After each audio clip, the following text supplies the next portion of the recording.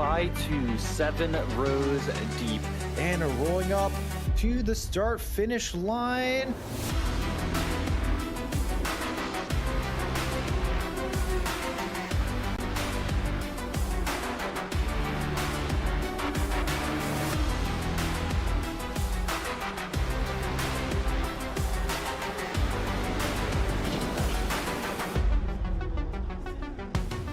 Looks like Asher going a little bit off track as the inside. As they can. Saber making an amazing dive into turn 1. And electroshocks off. Eggful gets the move. But MNU trying to take a move. Big contact from 5 different punches. Big incident with Snowdog, our leader. As we head into turn row, it's a big crash. It's a big crash between the two title contenders.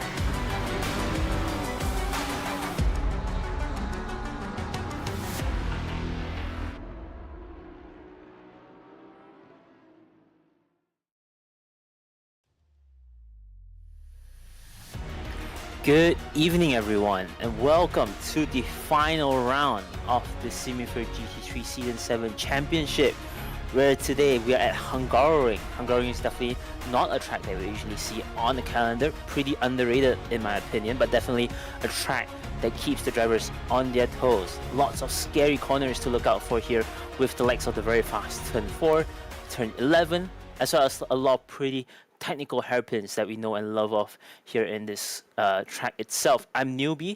As always, joining me today in the commentary booth is Kady, and Denak is as always with us in the broadcasting station. How are you tonight, Kady? I'll be better when I find out who's going to win this championship, because the suspense is killing me. I can't think of when we've had a closer title fight than this ever, in definitely in a GT3, but maybe in any sort of Simufur series ever. Maybe it's 1 point between, and less than 1 point, it's 0 points between P2 and P3, but it's 1 point between the three of them at the top of the leaderboard. So that's obviously who we're going to be focusing on right now. This driver here, Damon Wareham, who's currently on top of the leaderboard by that narrowest of margins.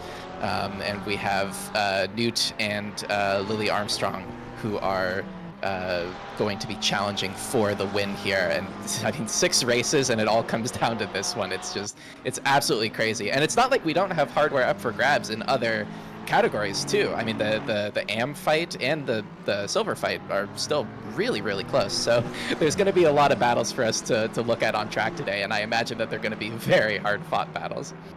Yeah, we're definitely going to look at the points later on, maybe before qualifying. But yeah, it kind of just shows how healthy as well as how competitive Simufur as a grid is. We make sure that drivers are put in their equally competitive grids, and that just means that every driver has the motivation to keep pushing it to the limits to basically fight against championship points, or else you'll just be stuck in overall and you'll be demoted for the fact that you're just always in P20th. But us having a class here helps definitely the grid to at least have some sort of motivation to fight between drivers that they usually know are on their pace, and basically make themselves rivals against the season, which is really good. It's pretty healthy. I think it motivates people to just learn, and it's always nice to see Simufur being so healthy as in its main season's grid. Yeah, I mean, like I said, I can't think of when it's ever been more competitive than this, and that keeps happening every year. So, you know, long may it continue. We already have a lot of folks putting up some really strong times right now. RK is up there on top of the 44.7. That's probably going to be like fairly hard to beat, but we've got you know, a lot of folks in the low 45, so it's going to be nice and competitive again. And this track is not easy to overtake on either. A lot of people who know Formula 1 will know that basically turn 1 is the most obvious overtaking opportunity on this track. And in Formula 1 cars where you can't follow very closely, that's pretty much the only chance that you get. But in these GT3s where you can follow so closely to each other, as Fabio is demonstrating here, you can you know, you can try to get moves done in other places on the track, but you know, those opportunities are really, really few and far between. So a lot of this is going to, I think qualifying is going to make a really, really big impact in this race. And we're going to be coming up on qualifying in just about 4 minutes here. But during practice, we were watching the practice server, and we're already seeing the title competitors just you know, practicing battling each other through the twisty corners of the Hungaroring, and it's really, really crazy to see just the mentality that we have going into this. It's going to be a very attacking race from basically everyone here today, so I can't wait for it. Yeah, I think it's also important that they practice it here as well. Sector 2 has basically the chicanes of 6 and 7. Then you have the very fast left, right, then left of 8, 9, and 10. These entire few corners itself, if you have a car in front of you, basically blind. It's pretty important that you know when to turn in, when to not cut the track, when to avoid the sausages, especially in turn 6 and 7, two of the chicanes. If the car in front of you makes a wrong move, you might make a wrong move. Both of you might go into the barrier, so it's important to be used to the fact that there is a car in front of you and when to know where the track limit is, or else you might just cost yourself a race. And definitely don't want to do that with a very close grid. Definitely will get you a lot of points from just surviving in and of itself. But as you see here, the cars are going a bit wide here and there. Definitely don't want to do that in the race. Track limit cuts are pretty easy to get here. They are going on a full course yellow practice right now to get a code 50 test, so that everyone knows that they can hear race control really well. We have a separate system where all drivers are joined in a mumble server. This helps the drivers to basically hear race control, and you saw when there is a need for code 50. This helps to basically equalize the playing field in case of an incident. This helps to make sure that we don't get into pile-up incidents, since the implementation definitely have saved a lot of drivers from not causing, but in a sense getting caught up in very big incidents. So it's definitely a very new addition, and I'm really glad that they have this addition here in the season. Hopefully though, we'll see it more in future seasons, but it's definitely it's definitely a very commitment from our stewards, so I really appreciate their commitment to making sure our grid's really good. Yeah, absolutely. I think this is one of the safest GT3 seasons that we've had in a while in terms of incidents, so definitely seems to be doing its job. Before we get into qualifying, we've done a lot of referencing of the point situation as it stands now, but we should probably go over that for those of you who have not been joining the series since the beginning. You picked a great time to jump in if this is the first one you're seeing, and if it's not, then you probably already have a sense of the dynamics here. So at the top of the overall standings, we have Damon Wareham, who has been putting in a lot of really great performances, has racked up 83 points over the previous 5 rounds of this series. Right behind is Adrian Newt and Lily Armstrong, who are both at 82 points, and both of them, basically all 3 of them, are the ones who are going to be fighting for the championship today. I think it would take an absolute miracle to get Aiden in the picture. If these 3 are fighting each other really, really aggressively and either take each other out or just fall down the order, you know, there could be some opportunities there for Aiden to pick up enough points, but it's definitely going to be a long shot for sure. And of course Arcade down there as well in P5. Over in Gold, it's also pretty close, although not quite as close. Basically a 2-horse race here between the aforementioned Newt and also the aforementioned Aiden Larson. A lot of our Gold drivers scoring really high on the overall standings as well, which is kind of nice to see. 6 points between the 2 of them, so definitely as long as Aiden is able to stay in front of Aiden for this race, that should be at the very least the gold standings in the bag, if not the overall, but we'll see how the race evolves. Over in Silver, it's 7 points between Callum Mooney and Fabio Sal. Both of them have been putting in really, really good performances just throughout this entire series. Callum, of course, has 2 wins and 3 poles to their name and has never finished outside of the top 3 in this entire series. So it's been a really, really strong showing from the BMW driver, and we'll see if they're able to stay out of any potential incidents and stitch up that silver championship. Because Fabio is not too far behind and will be capitalizing on any mistakes there. And then our next closest fight, of course, is in AM. This has also been just a really competitive table for the entire series, pretty much. We have JPEG Fox out in front at the moment with 95 points and Wolf and Foxtail at 94, so 1 point between them as well. So it's pretty much going to be whichever one of them can finish in front of the other, they are going to be taking the AM championship. So lots of battles for us to take a look at. Obviously, the overall standing is going to be the most exciting one, but of course, you know, it's nice to be able to check in on our other leaderboards and know that there's fights going on there too. It's just up and down the grid where we're going to have our hands full. Yeah, it's gonna be a very fun one for actually some of the drivers that have not gotten a medal before. Unfortunately, we don't have the medal cabinet for our drivers that some of the veterans might know of since the season we moved to SimGrid, but it's definitely still a good record to have on your profile on SimGrid for those that have won their classes. So hopefully we'll see amazing celebrations later, maybe possible a few donuts, maybe a few interviews coming up at the end of the race. So we'll see how things go. We can hear from the race control that qualifying has started. We'll slowly get onto that in a bit, but it's definitely nice to see that we're ending here at Hungaroring. It's gonna be interesting, as you said, but hopefully not too much of a chaos. I trust that our grid. Maybe I put my trust in the wrong places to be really safe. Turn 1, we don't want a Formula 1 bot-ass incident here, so hopefully, fingers crossed, nothing happens. Well, it was raining then, so. Yeah. And also these cars have ABS. And also they have ABS. This definitely helps quite a bit. No, I mean, I was just saying before we broke to talk about the points, I'm really kind of delighted at the way that our drivers have been carrying themselves in the races kind of throughout this series. This has been one of the cleanest series that I think we've had in recent memory, and also just like the quality of overtaking moves that we've seen just throughout this series. There's been some really incredible ones, and a lot of instances of drivers really sort of showing that they've improved their racecraft quite a bit, improved their ability to see opportunities to overtake and to take them when they show up, and to not try to create an opportunity by dive bombing someone. So I'm really delighted with the way that things have gone. It's always nice to give the stewards room at least a little bit of a break.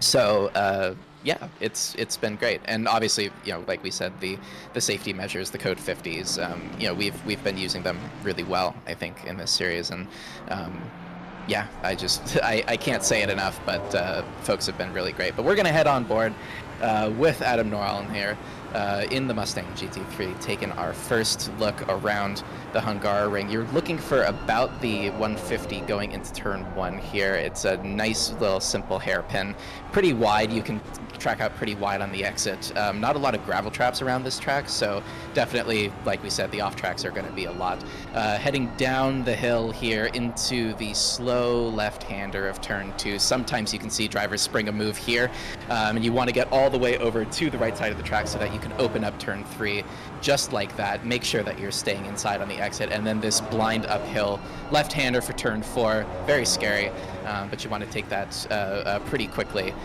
Looks like Adam was maybe a little bit slow through that one, but now we're through the hairpin into turn 5, and we're getting into the chicane here. You want to brake pretty much when that curbing starts. Make sure that you're not running over the sausages too much. That may have been a little bit much, but looks like Adam has managed to collect it. And then through these little tight sector 2 corners here, this is kind of what we're talking about, where you can see how it might be difficult to overtake here with all of these sort of mid-speed, high-speed corners where, you know, there's not a whole lot of hard braking around here, except for this corner here as we're heading into sector 3.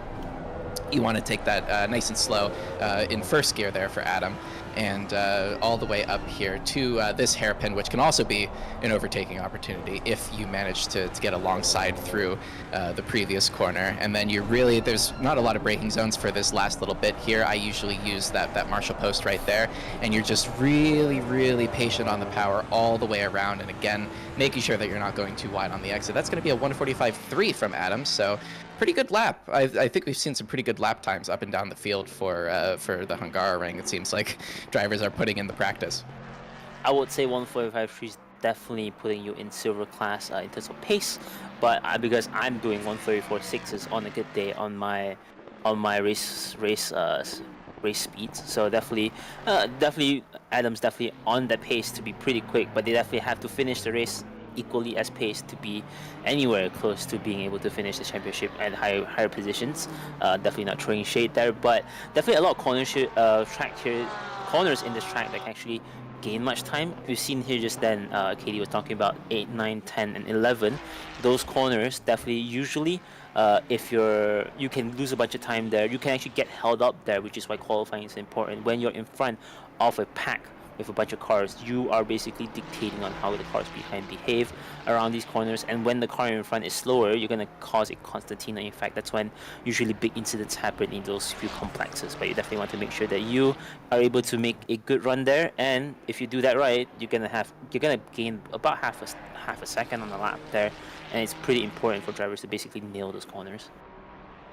Yeah, so our first couple of AM times filtering in here, we actually have quite a few more drivers on the grid for AM than we've seen in previous rounds of this series. It looks like everybody's showing up for the Hungaroring. We have 34 drivers, which is a huge grid for this stage of the championship. Usually you see grids fall off, but this one has stayed really, really consistent, and I think it's just the quality of the racing and the competitiveness that we've seen here. People want to see this out and get themselves some hardware. We have 3 new drivers who are competing in national for this race. We have Joshua Harper, Noah Stewart, and Alan Weiba, and all 3 of them are not going to be scoring points today, but we're really happy to see them on the grid here for the last little bit. Hell of a time to join, but here we have Noah Stewart actually in the Huracan Evo 1. Very interesting car choice around here.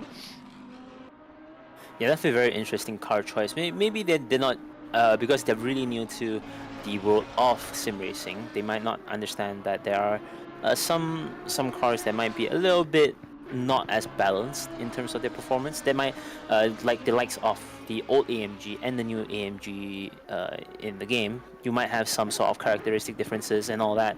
So nice, but it still doesn't mean that they can't be competitive here. It's just more, you got to put a little bit more effort to make it somewhat competitive. And you know, it's nice to see them on the grid. It's nice to see drivers still continue to drive here, and hopefully they're able to enjoy themselves here in Hungaroring.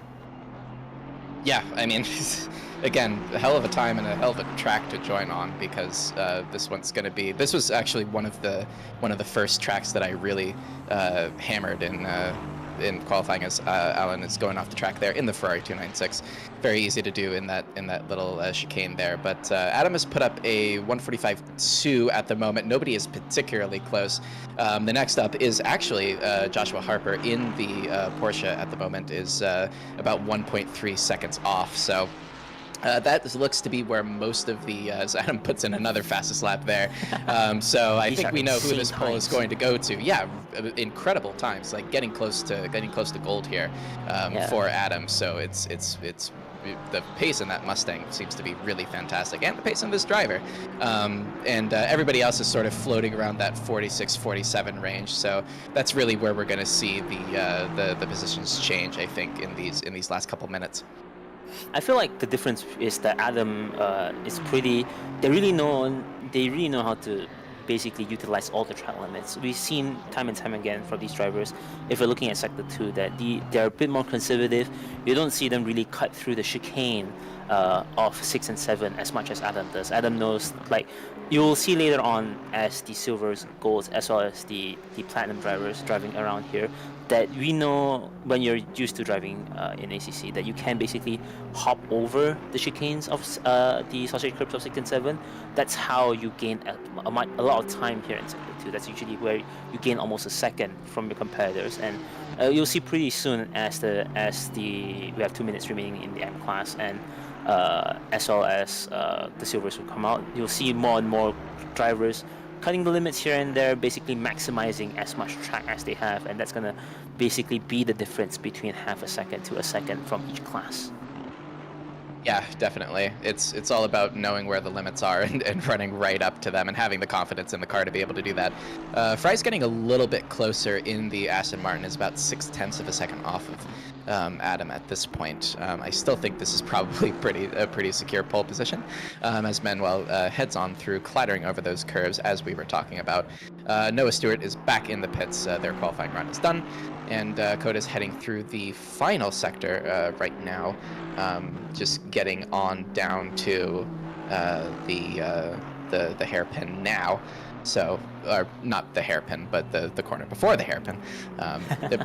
Which hairpin am I talking about? I don't know. Yes. Pick one. It's the one at the end of the lap. You know, but this actually looks like a pretty decent time here from Koda. It's looking to be about almost 2 seconds better than their best. So seeing a lot of improvement. It's probably gonna it might change their time, but not their position. So they might get around for one more. There's 20 seconds left, and that's Koda crossing the line. So they've got one more lap out of this. It looks like Manuel will also get one more lap out of this. So we'll see if Manuel can do anything here as Koda's pulling off the track. That seems to be the best they can do. Yeah, it's gonna be interesting to see how Manuel pushes the GTR across here. Oh, as they park up, I was gonna say the GTR is not really a popular selection here, but it doesn't mean that you can't push the car pretty fast here. So nice to see that they are able to compete in this grid. They are definitely still holding strong in the AM Championship, which is nice of them.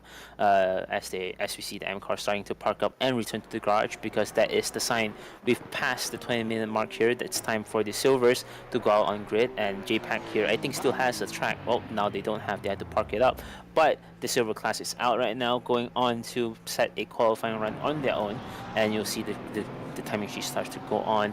Maybe Adam might stay ahead of most of the silvers, given that they set a 1:45.0 during their time of qualifying. I got a feeling some of the silver drivers will be a bit faster in the 44s, but most of them will be within the 55 range.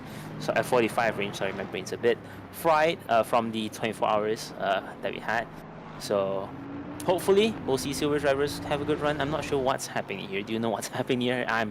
I'm lost. What are they doing here? Looks like just somebody heading off the track here, as Fabio is fighting the Lexus all the way through that uphill there. Is just trying to trying to get some heat into those tires. I'm not sure how hot the track is today, but you know, there could be an issue with tire warming that Fabio is seeing, and is trying to correct it. As we're seeing in so state of play for AMs right now. It's going to be Wolfen ahead of JPEG Fox on the track when this starts, but both of them are within 1/10 of a second of each other in terms of time, so that's probably going to end up being a very closely fought battle. As a reminder, unless JPEG or Wolfen somehow end up in the top 5, which I can't imagine that's going to happen unless something really crazy happens, Wolfen is going to need to finish at least 2 positions ahead of JPEG Fox in this race in order to secure the championship. And all JPEG needs to do is just finish in front of Wolfen, but Wolfen is in front, so it'll be interesting to see how that develops during the race. Silver qualifying active. Another thing that we did want to note that Fabio has decided to do is has decided to race in their fursuit, which is frankly insane, but I applaud your efforts. So just whenever you see the driver avatar with the fire suit on, you can just imagine that it's a fursuit. Yeah, it's gonna be. Well, we're not sure if the fire suit's required or not, given they might be a little bit of a hazard. The fursuit's really required. Yeah, the fursuits don't really have a reputation for being really good at visibility. I know Fabio definitely has done this so many times. It's just more of there might be certain blind spots that you might be that might be usually not there. Hopefully Fabio is able to tackle it. I know for a fact Fabio is going to be really good at it, given how skilled Fabio is. If Fabio is going to beat everyone here on the grid, then truly he could just laugh at people and be like, haha, if a furry has actually beat you because the furry is actually in a fursuit this time around. I mean, a furry's going to beat you no matter what. We're all furries here. Definitely, yeah, it's gonna get hot in there for Fabio for sure. Really simulating the race car experience of just boiling alive in a hot car. So we'll see how that develops over the course of this race, and we'll see what these times look like as we are heading into the final sector here with Fabio. Fabio currently on a flyer at the moment. That's a good time from Kalmari. That's a 45.3. Still nobody able to touch Adam though. We have 2 times in from Kalmari and Blade Wolf, and then a couple more. They're starting to tumble in right now, but still nobody is touching that 45 flat from Adam. Maybe Fabio can do it as they cross the line here. And no, that's going to be a solid P11 there for Fabio, about 1.8 seconds off, it looks like. So, but that's not necessarily a bad thing. This is a little bit of a long lap, so you don't have too many opportunities, but I think that there's going to be at least a couple more here for Fabio to ramp up and get into the higher positions. Yeah, I was gonna say that Porsche is jumping a lot here. Definitely not a place to be hopping around. This ain't rallycross after all, but definitely drivers are struggling to push the limits here and there. And with traffic being in the way, qualifying, you're not allowed to overtake here in Simufur, but if you're being waved the blue flag, you have to let the drivers that are running a lap here by, just so that you don't impede on their qualifying. But Swingley has decided to slow things down a little bit. Maybe they have a track cut, likely. I'm not sure. I have to check the timing sheet in a bit. But speaking of the standings, just now we see in Fabio's lap time here, you want to really qualify within the gaps of your class, because if you're like right now with how spread out the class is, when you're really fighting between drivers of a different class, you're really fighting for overall positions, and it's kind of not beneficial for you, given that you will want to be beating drivers in your class for your class championship. But if you're fighting for overall points other than your own championship points, then I guess you could be in between different classes, but it's definitely beneficial to be within your pack so that you don't have to fight unnecessary positions that won't really benefit you in terms of points. Yeah, that is actually really good to note, is that the thing that I just said about Wolfa needing to finish 2 positions in front of JPEG in order to take this championship, that's 2 AM positions. That's not 2 overall positions in the race. So there will need to be at least 1 AM driver in between Wolfen and JPEG for Wolfen to win the title. So definitely important to note, and I think our drivers are definitely going to be trying to pick their battles as much as humanly possible. Wolfen has a little bit of, Wolfen has a little bit of ground to make up if they want to try to put that gap in themselves. I mean, if Mauer or Manuel behind JPEG are able to overtake them, then Wolfen doesn't necessarily have to do a whole lot of work. But I'm sure they would like to try to take matters into their own hands if they can. It's the fastest lap right now. Now we're seeing those times. That's a 44.4 from Kalmari, and that's a 44.9 from Blade Wolf. So Blade Wolf having another really good qualifying day, which has been kind of a running theme for most of the series. I mean, Blade Wolf's always been consistent. They're definitely able to be... If you know your pace around Blade Wolf, if you have seen the pace around Blade Wolf, you basically know if you're faster or slower around them. It's more... They're really consistent, and it's always nice to... If you're ever racing with Blade Wolf, that you know you have a very reliable teammate. But yeah, it's nice to see that Blade Wolf's being put in a very competitive grid right now, and they've definitely been enjoying themselves with how competitive everything is. And you know, with Blade Wolf, with the silver class, you usually see drivers come and go as they ascend into the pro class, and it's always nice to see Blade, being the pole of silver class. I know that Blade sometimes will like to promote into the pro class here and there, but it's I don't know, for me it's very heartwarming to see them fighting for positions almost every season, and it's really nice to see them still being here and also just being a beacon of this community.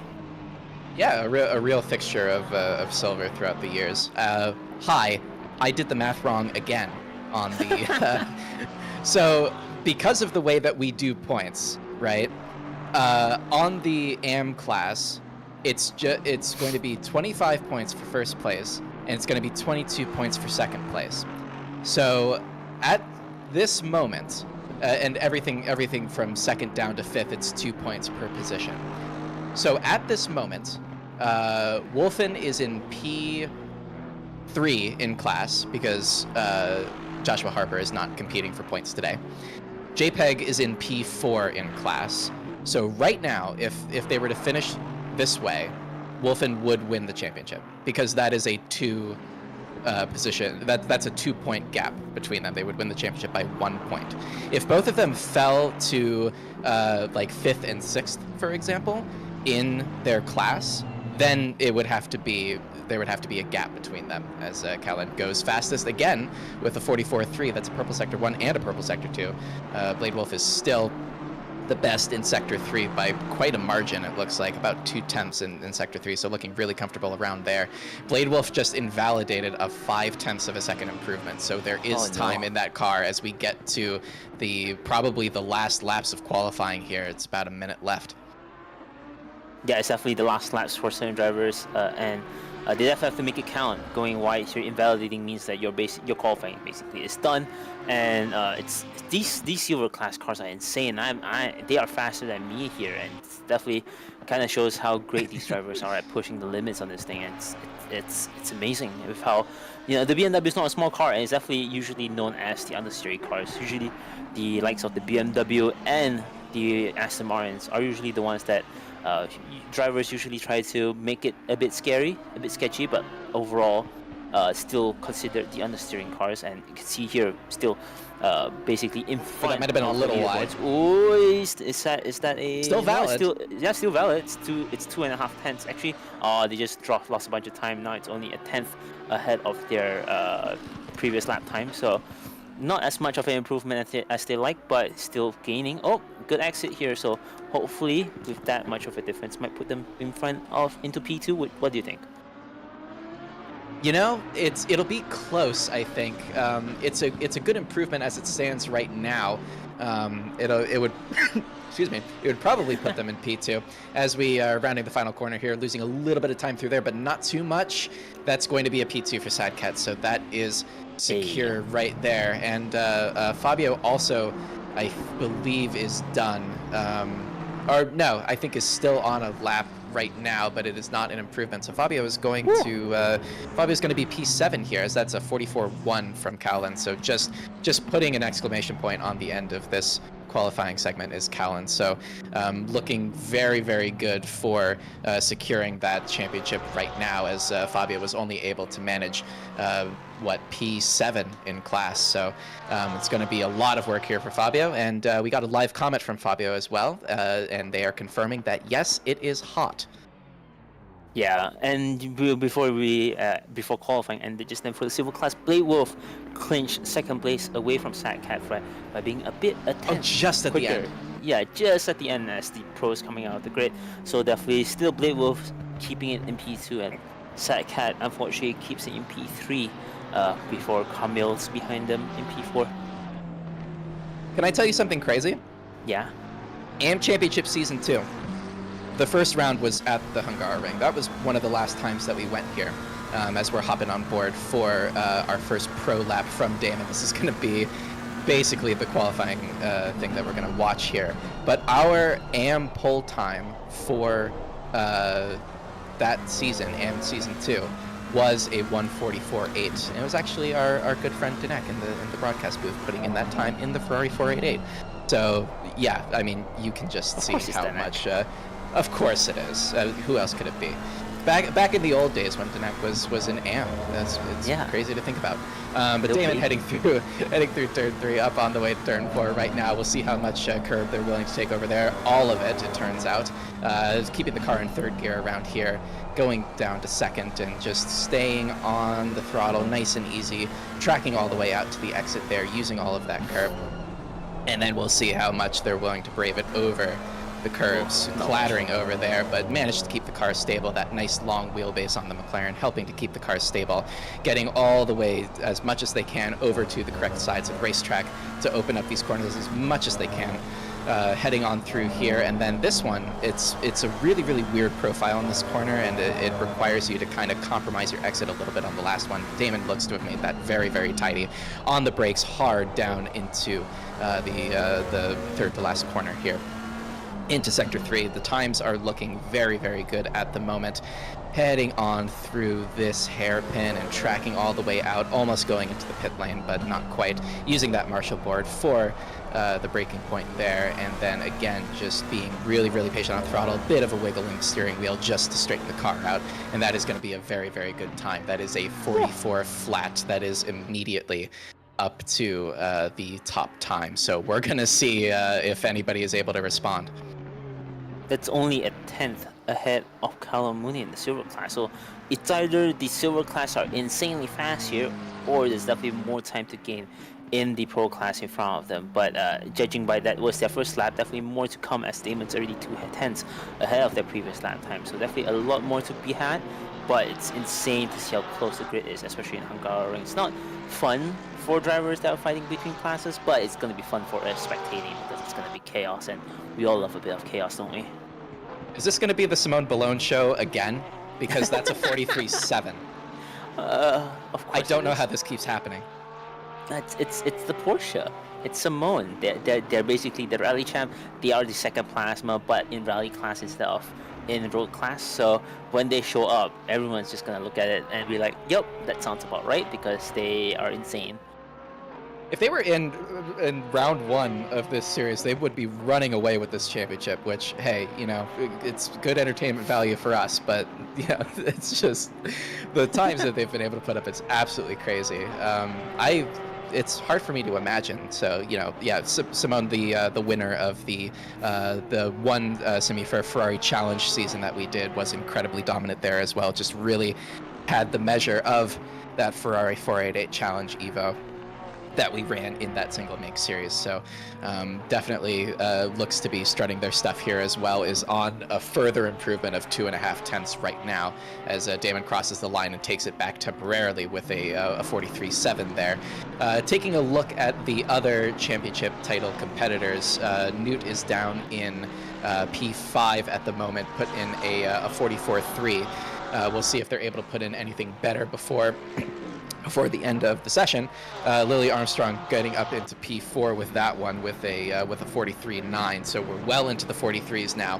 At this moment, you basically have to get a 43 if you want to start this race in a position to be able to win that title, as Simone is showing everyone how it's done again with a 43.69. Well, given that we have a silver class basically putting a line across the sand to say either, basically telling the grid, you either be faster than me or you're going to come back to silver. That's really basically is the time there. So that's not true. We won't demote you. Well, people have requested to be put back into different classes. You know, things can happen. But also the fact that this grid is just getting faster and faster. It used to be like achievement to be in pro, but now pro times are silver times are basically pro now. So it's definitely a show of how strong the grid is, and it's good to see that we are improving over time. But to keep up is always insane. Yeah, Chris putting in a pretty good time as well, is in front of Newt as it stands right now. Newt is not on an improvement right now, and in fact is not even on a valid lap. We got 3 minutes left, so that's going to be about maybe 2 or 3 laps more for our drivers, depending on when they cross the line. RK putting in a really, really good performance here, up in P3 in that TGR Nissan GTR. And why did I say it like that? I'm not British. The Nissan GTR.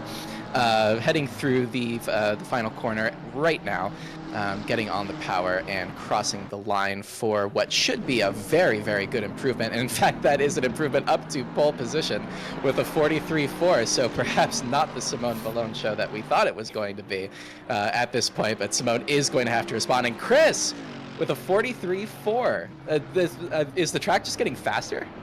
I think the track is definitely getting faster, but at the same time as well, I think everyone is just pushing the absolute limits of this track.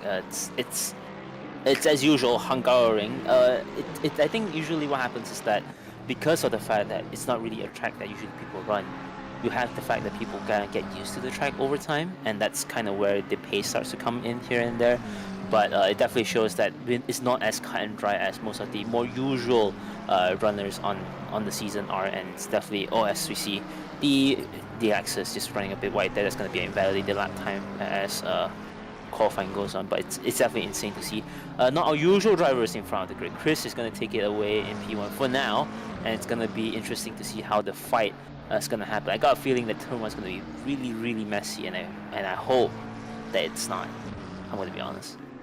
I mean, Damon needs to find 0.3 of a second sometime between now and the next 2 minutes, and they're not improving right now as it stands. So this might be a secured pole here for Chris or anyone. So yeah, at the moment, nobody in our top 3 for the title fight are actually in the top 3 around a track where it's hard to overtake. So this is going to be definitely it's going to be an attacking race from everyone, but they're not going to be attacking perhaps who they thought they were going to be attacking. They're going to be attacking everybody in front of them so that they can try to get up to the lead. I was gonna say Simone here, meanwhile, 4/10 ahead of everyone else that is predicted to be, but it has dropped a little bit back as it goes back to 4/10. It's gonna be predicted that Simone's gonna be in front of Chris with this improvement in their lap time, and I have no words, man. It's like it's gonna be a fight, but the fight for the championship is not at the front of the grid. The fight for the championship is gonna be in the mid pack, and it's gonna be very confusing if you're not being caught up with the rest of the season. So everyone will be like, why is the mid pack fighting for the lead? It's weird. Exactly. And when we're talking about the overall standings, of course, now the math does get a lot simpler for us because we don't have to worry about classes or anything like that. So so Damon in P4, Newt in P5. That would be a win for Damon right now. Lily Armstrong right behind Newt. So our 3 competitors are still right next to each other on the standings, but they're not where we thought they were going to be. They're 4, 5, and 6. So Lily is going to have to finish in front of Newt and then also in front of Damon in order to secure this. Newt is just going to have to finish in front of both of them, basically. So it's pretty much just going to be a straight up fight for, you know, whoever gets the higher position in this one is probably going to take it, especially if they stay in that P4 position, because that position will get them 2 more points than P5 will. If they drop down the grid a little bit, though, they're going to have to put some cars between each other in order to get the amount of points needed to be able to get rid of this. As Simone Balone again with a 43-2 in the sort of twilight of this qualifying session. Chris is going to hold on to that P2 right now. RK with a fantastic performance in P3. And this wasn't the grid that any of us expected, I don't think. It's definitely not. Sorry, I was reacting just then to RK, Robbie just going a little bit squirrely on the final exits here at the chicane, so definitely pushing it ever so to the limits, and you know, drivers slowly finishing the grid here. And I think the last driver gonna cross the line is Oigi Rags in P20. So it's definitely a very, very interesting qualifying. It's gonna be a very interesting grid start. I don't know how to think about this. I feel like I'm scared. I'm very scared. Oh, we're gonna see them shaking for moves for sure. It's like this is it. Like lap 1, turn 1. Like you gotta go for it. This is the time when like I know we always talk about like, oh, you don't want to dive bomb people. You know, you're not fighting for a championship or anything. But now you literally are. So yeah, send it. Absolutely. I want to see it. No red flags, please. No red flags, please. No red flags, but I want to see it. Yeah, we want to see the insane stuff. We want to be screaming here at the commentary booth. I definitely would like to wake up my neighbors, but it's gonna be interesting to see how things shape up as we get ready for the drivers to maybe start to get onto the grid in a bit. But yeah, it's gonna be an interesting fight. Right now, currently, as a recap, we have Simone in P1 in the Porsche 991, and Chris the Gator in the Mercedes in P2, and RK, Robbie Kelly in P3 in the Nissan GTR. Surprisingly, it's cars that are not usually in the front of the grid. If you're usually driving in LFM or any sort of league race, it's definitely a very unorthodox grid in Simufur right now. Yeah, I mean, it's gonna make it harder for our actual title contenders to have P1 through P3 locked out right now. If it stays this way, obviously, you know, they could definitely make up ground in the first few laps of this one, but it's going to be hard. And there's sort of the fact that the higher positions are giving out more points relative to each other. It means that there's just a little bit less margin for, or there's a little bit more margin for error, excuse me. And you basically just have to worry about finishing in front of, if they were first, second, and third, all they would have to worry about is finishing in front of each other. But now when we're in these, lower positions, things get just a little bit more complicated, and there's not as many points up for grabs. So we'll see if Simone is able to break away the way that they were last time out in Suzuka. We'll see if Chris is able to hold on to that P2. I think that might be the best qualifying performance they've had in this series so far. So congratulations to them. And RK up there as well, representing TGR, is going to be just trying to hold on to that podium position. And I imagine that Damon is just going to be trying to put as much daylight as possible between them and the rest of their competitors. So the best defense is a good offense sometimes. Yeah, likely that drivers should be on the grid right now. We might go for grid lock, but as we go into transition to the grid walk, did you notice that the grid walk was the intermission screen was basically at Hungaroring? So definitely interesting to see that we are back to square one. But grid walk time. Finally matched up. P1, we have Simone Bellin in the S-Cargo Porsche 991. It's not the 992 that we're used to seeing. Chris Gator in the TGR Mercedes AMG. So it's pretty nice to see a Mercedes on the grid. Robbie Kelly is P3 in the Nissan GTR. In a TGR car, this is their teammate right here. Damon Wareham, the first RRP driver here in the McLaren 720S. Behind them will be Adrian Newt, their competitor for overall champ in the McLaren in P5. P6 will be their third competitor, Lily Armstrong in the Porsche 992, the most up-to-date Porsche that you have here. P7 is Callum Mooney in the BMW M4. Not really much seeing M4s here, but it's nice to see Callum being in P7. P8 is Aiden Larson in the Lexus in P8, and P9 will be Parker Olsen in the McLaren 720S. P10 will be Mohammed Afif in the Bentley, our only Bentley here on the grid. P11 is going to be Vossi Tigris in the Porsche 992. Nice livery that you have there. P12 will be Playbook Kagekiyo, our second RRP driver here in the Aston Martin. In P13, Sadcat in the Lamborghini Huracan. And P14 will have Saber Kitsune in the Nissan GTR. Our second Nissan here, I think, is at the third, but it's the Nissan GTR regardless. P15 is going to be Oily Rags in the Ferrari 296. Not much Ferraris this time around, but Blue Shark E-Racing is definitely driving all the Ferraris this time around. Camille is also here in P16 along with their team principal Inigo Lopez in P17. P18 is behind them, the first Cabal Sim Sport driver on the grid in the Ford Mustang, and P19 will be Josh Dragon in RRP. In the RRP Ford Mustang as well. P20 is going to be Jasper Swingley in the Porsche 992, and P21 will be Kvyat de Vries in the S-Cargo Aston Martin. P22 will be Fabio Sol in the Fursuit Lexus.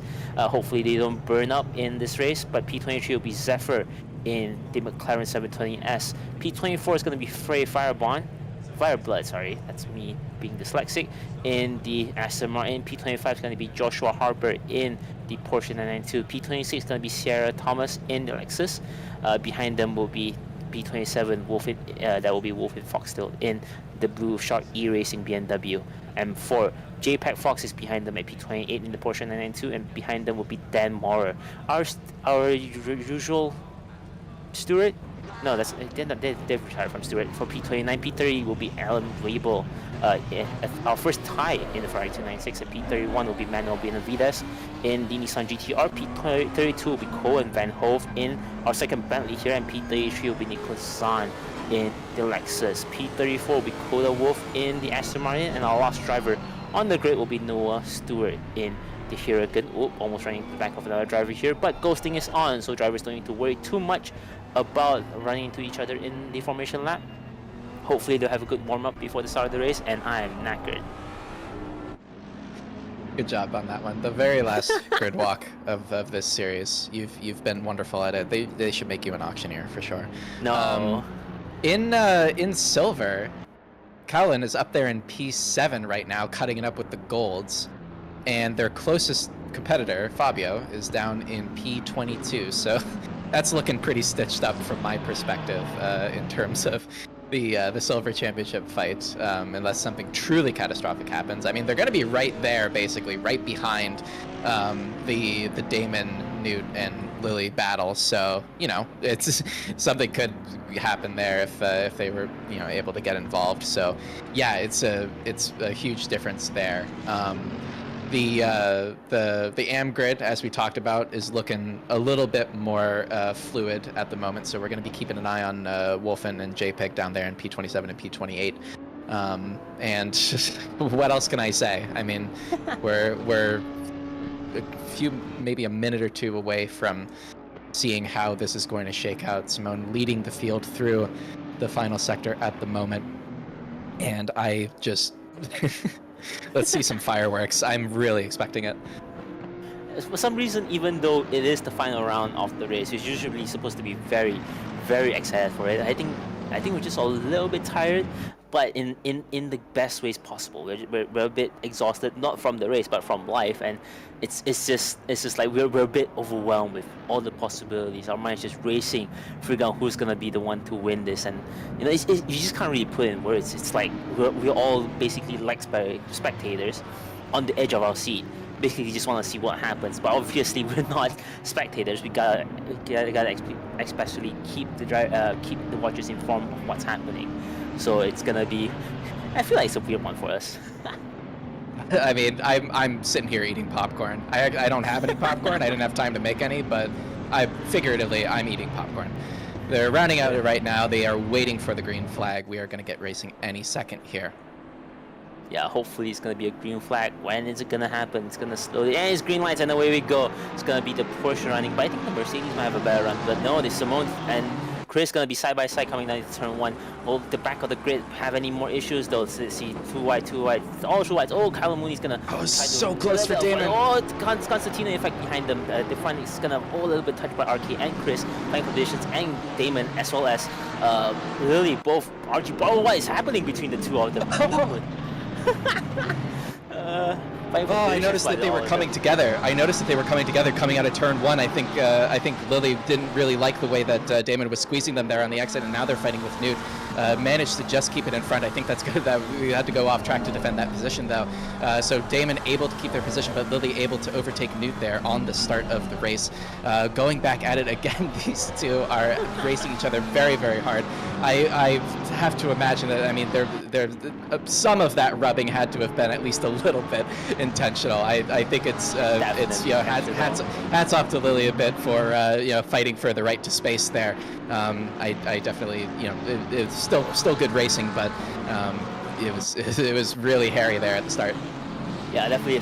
We see a lot of drivers falling off in the back. I think chaos, as we expected in Sector 2, is causing incidents, checking up here and there, contacts here and there, and I already see a few drivers dropping significantly in the back of the grid. So hopefully they're still fighting. Oh, that is going to be Saber with significant side damage. Thankfully, it's just side damage. Hopefully, no much front bumper or rear wing damage from the two from them. But Frey's currently dropping like a stone within the grid, and it's definitely going to be chaos among all the drivers here. Drivers coming off wide here and there. We always predict that Sector 2 is going to be insane, and it really shows here that you have to be careful to avoid chaos. That way you can just climb significantly up front. Yeah, Newt having dropped a little bit of time to Lily and Damon. Those are still sort of the ones who are fighting up here. Simone able to break away from the field by just about a second here as we are heading on down single file down the start-finish straight. We got Simone, just leading the pack behind him here. It's looking pretty good here in terms of a start for Simone, and also for Chris, who is still having to hold off RK in front. But the six of our lead competitors here, mostly just after that bit of rubbing at the beginning, just kind of trying to stay single file and settle in and pick their moment. That looked a little bit wide there from Newt, so I'm not sure if our software lets us keep track. As that's going to be side by side a little bit, giving it a look, and it's still side by side. I think Lily didn't feel like they had to give them room there, so and Newt ended up backing out of it. I don't think that was really ever going to happen, as Oily is off the track there a little bit in the BMW there. So getting back on board. And that's given Newt a little bit of a chance here, and it's given Damon a little bit of a gap to Lily behind. That's 0.8 of a second between them now.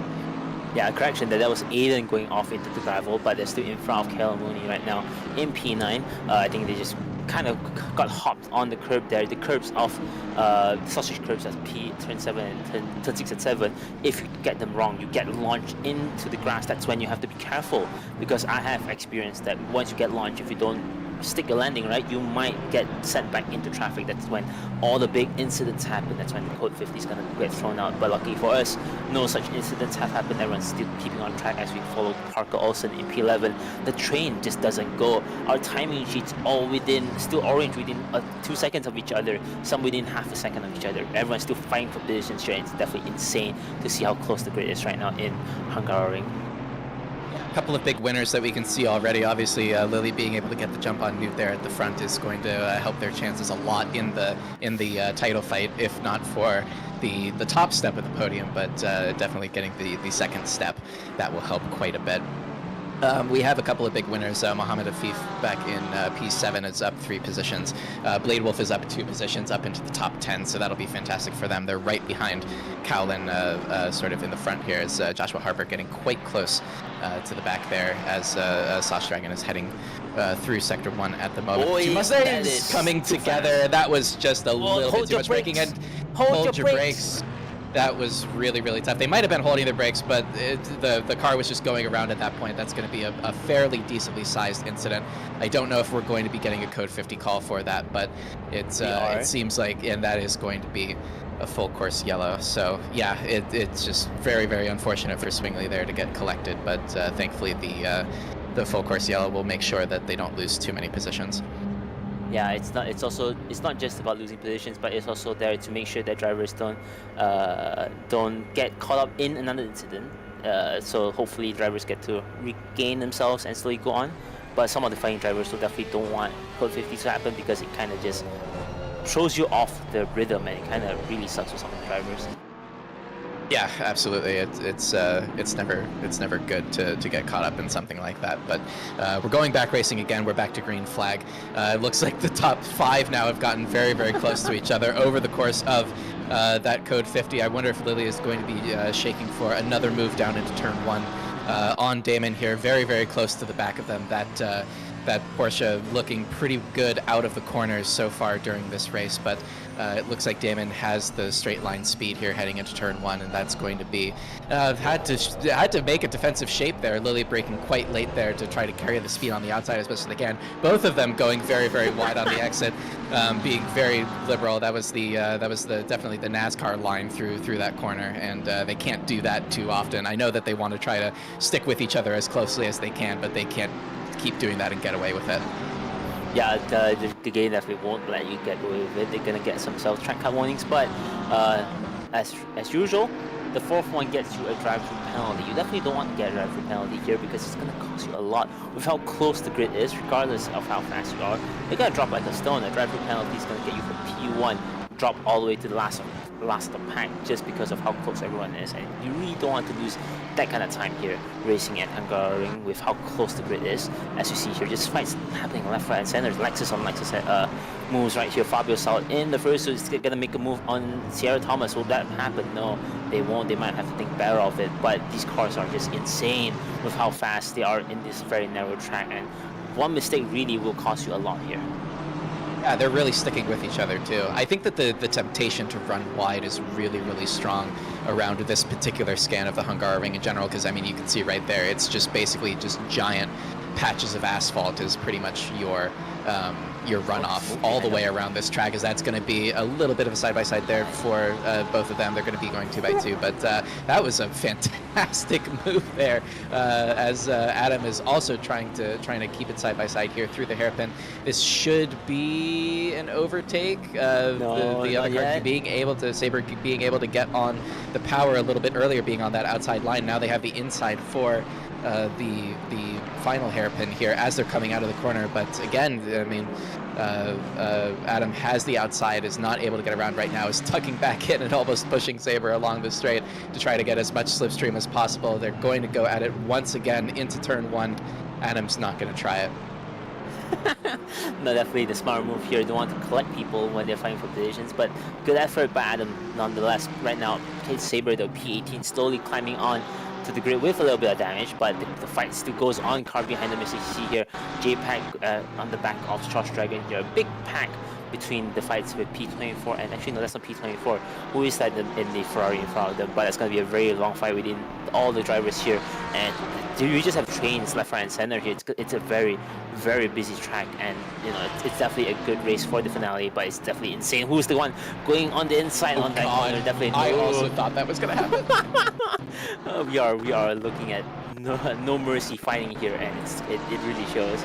Going onto the inside of turn 4 is it's completely suicidal. I don't think you should be doing that, but hey, I mean, if you want to try to get on the inside and like scare someone into you know, outbreaking themselves, I mean, you can try to go for it, I guess, but I wouldn't recommend actually going for it, as Lily again is really, really close to the bumper of Damon heading into turn 1, so it could be another opportunity here if Lily is able to get the power down, taking a slightly different line through that corner to try to maximize the exit speed, and Damon is being helped by the Mercedes in front, is getting a little bit of that draft and is able to just pull ahead the straight line speed of that McLaren once again, looking really, really strong as Lily gets to the outside, again just trying to carry the speed as much as they can, and that gave an opportunity very, very briefly for Newt to get alongside, but Lily shutting the door on that one very quickly, and it's as they were still.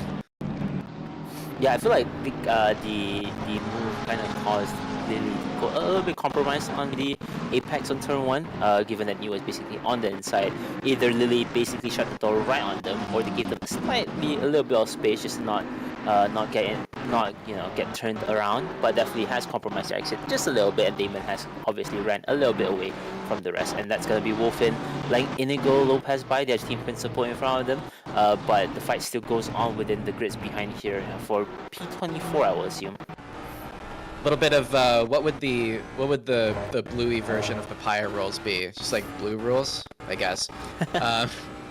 JPEG actually one of the big winners of this start. I'm not sure if Wolfen was collected in that incident or not, but JPEG has ended up in front of Wolfen once again, so that is going to be the championship lead for them as it stands right now.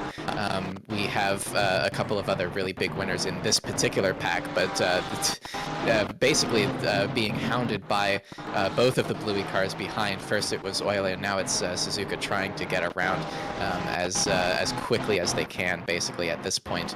Has a lot of ground to make up, so definitely wants to get around this car as fast as they can, and currently the Hungaroring making that a little bit difficult, as it looks like RK was managed to get up to P2, managed to make a move on Chris. I'm not quite sure when that happened, but it looks like it's about a 3-second gap now from Chris down to RK, and RK is now very much in the on the rear wing of Simone for the lead of the race, which I would have expected Simone to have run away already, but this is still looking kind of close. I think the Godzilla is trying to find their own dinner tonight with the S-Car going in front of them. With how big the size difference is as well, it's definitely really showing the prowess of the Nissan GT-R. But you can see here the gap visibly is so far away from the next car behind them. Doesn't mean that they're gone, it just means that they really have a little bit of a breathing room to fight, but any sort of mistake, and you know, it's going to be their Lily though. Oh, on the back, hopping the curbs on 6 and 7 here, just to get as close as possible. Newt knows that maybe they can go for a move if things happen in front of them, but definitely still wants to get close to them. But for me at least, I will just sit here as a rear seat passenger, just because I know for a fact that Lily's going to fight very strong with Damon. I feel like things going to happen in a bit. I might just sit back if I was Newt, but things might happen. Chris is in front of them. It seems like Damon's getting a little bit close to Chris. We might see a move happen just so that Damon will put a gap between Lily and themselves and their and Chris, so that they could at least breathe a little bit, but we'll see as time goes on. Yeah, if I want to beat anyone in that 3-car fight, it's going to be Newt, just being able to hang behind the other two and react to whatever they're doing. And I'm sure Damon would be delighted to be able to put the Mercedes of Chris Gator between them and Lily, because the thing that I've noticed about Lily and the thing that's happening in this race as well is that Lily is very, very good at just sticking to the back of a car and following really, really closely. You kind of have to be if you're driving the Porsche to be able to get the momentum required to be able to make an overtake on someone with that little bit of that top speed advantage. That's going to be on the inside for Inigo Lopez on Sash Dragon, the Mustang here. Manages to keep it in front right now. It's not quite done yet. Inigo trying to look for the switchback but couldn't quite find it. Is now going to just try to go to the outside, the inside, wherever they can find a bit of room, and that's going to be, they're going to be able to find it on the inside going into turn 1 here. I have to imagine that Sasha's going to give this up, and indeed they are, because they have to worry about the BMW behind.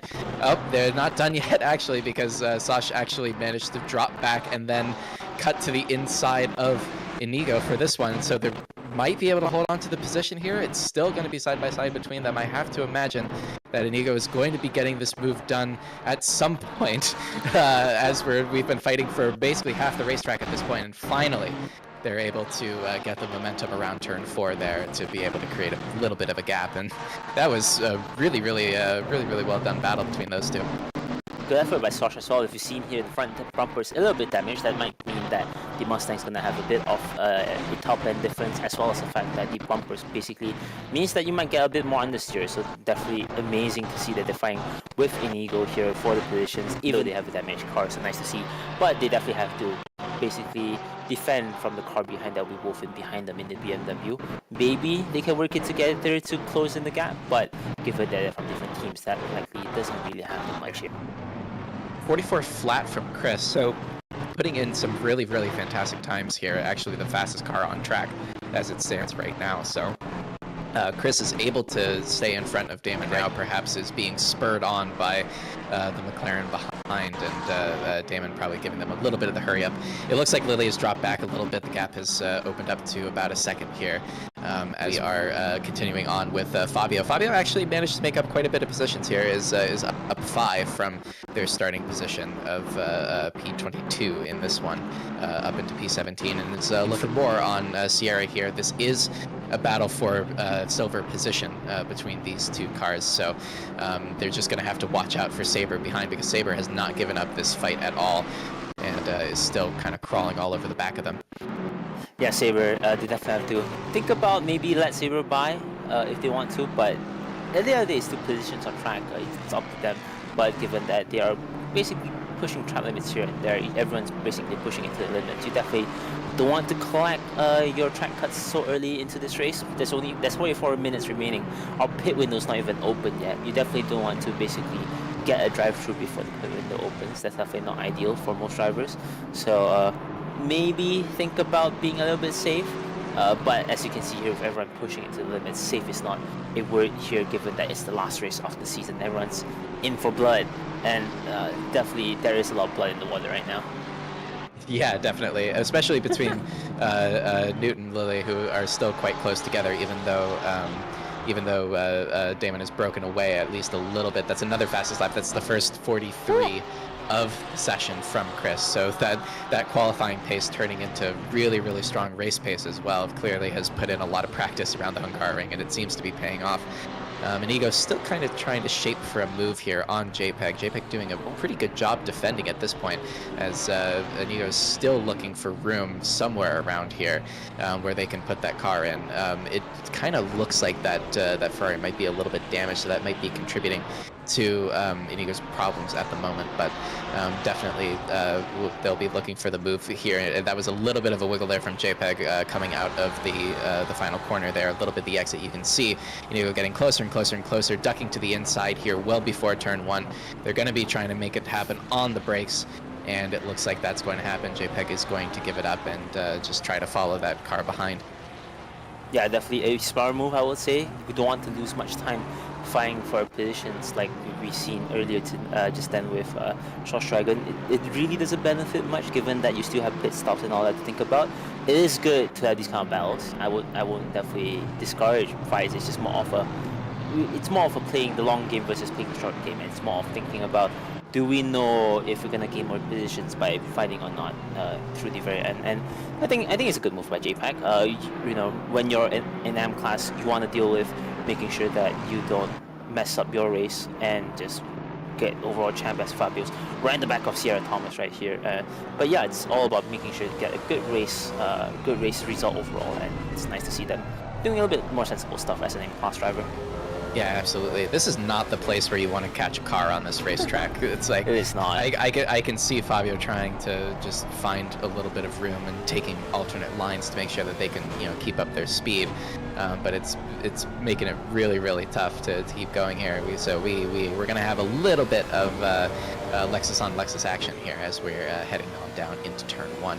I'm not sure if the slipstream is going to be quite enough for Fabio to be able to get up into the inside of Sierra, it looks like, but that looks like it's going to be just trying to follow behind, maybe going to be shaking for a move into turn 2, and again, Saber not far behind this whole battle, so Fabio probably feeling a little bit of pressure here to try to get this one done. So we'll see if that develops further throughout the race.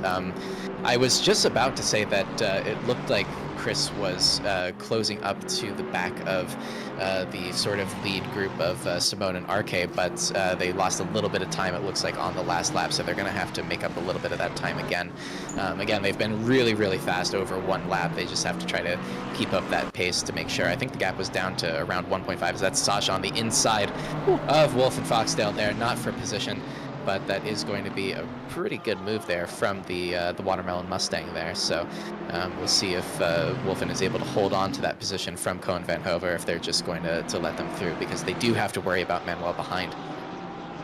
Yeah, it's definitely a pretty tight grid that we didn't expect seeing coming, but it's definitely entertaining race regardless. The Mustang definitely not giving up any sort of positions here before the pit window opens. We have 25 seconds before the pit window opens. Maybe Shosh might want to think about pitting in early for repairs. Maybe they might just decide to just race the entire race with a little bit of damage if it doesn't really affect them. But what's really affecting them is the stress behind them, the Co and Wolfen, as well as Manuel, four cars behind them waiting for Shosh to basically crack under pressure, or having any sort of drivers in front make a move and have any sort of mistakes. They will definitely capitalize on any mistakes that might happen here.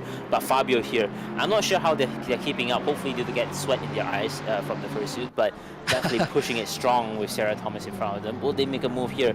Might have a peak, but no, that won't happen. But that means Saber has a better run into turn 2 if they don't go back into that position. So a better exit for Saber. Might have a move with turn 2. Not there, not enough, but definitely interesting to see this fight happening still. Yeah, and you know, like we've seen, if you can't make it in turn 1, you can't make it in turn 2. That's pretty much you set for the rest of the lap. You're going to have to pretty much follow behind as we head into the really technical sections here of the Hungaroring. Looks like the battle out front has cooled down just a little bit, as the gaps have opened up a little bit between Lily and Damon, and also between Lily and Newt behind, just about a little bit less than a second between the two of them. And Damon, of course, is coming up to the back of Chris at this point, so really showing the pace right now. And here we go with Parker heading on down into Sector 3 at the moment, is fighting with Aiden there for that P8 position. Aiden taking a little bit of a different line there, maybe not the recommended line, but taking a different one as we head on up to the final corner here. It's going to be Parker still in front, so a really good move there. Yeah, sorry. As the pit window opens, finally the timing sheet has gotten a little bit of white names in there. We can finally, the commentators can finally breathe a sigh of relief and reflect what has just happened this start of the race, and it has been insane with how close the grid is right now. But drivers are coming into the pit lane for an early pit stop. I won't say it's the best idea to do so. Pit stop time is about 60 seconds, but that means that you might come out in traffic. That's not really ideal if you're fighting for positions here.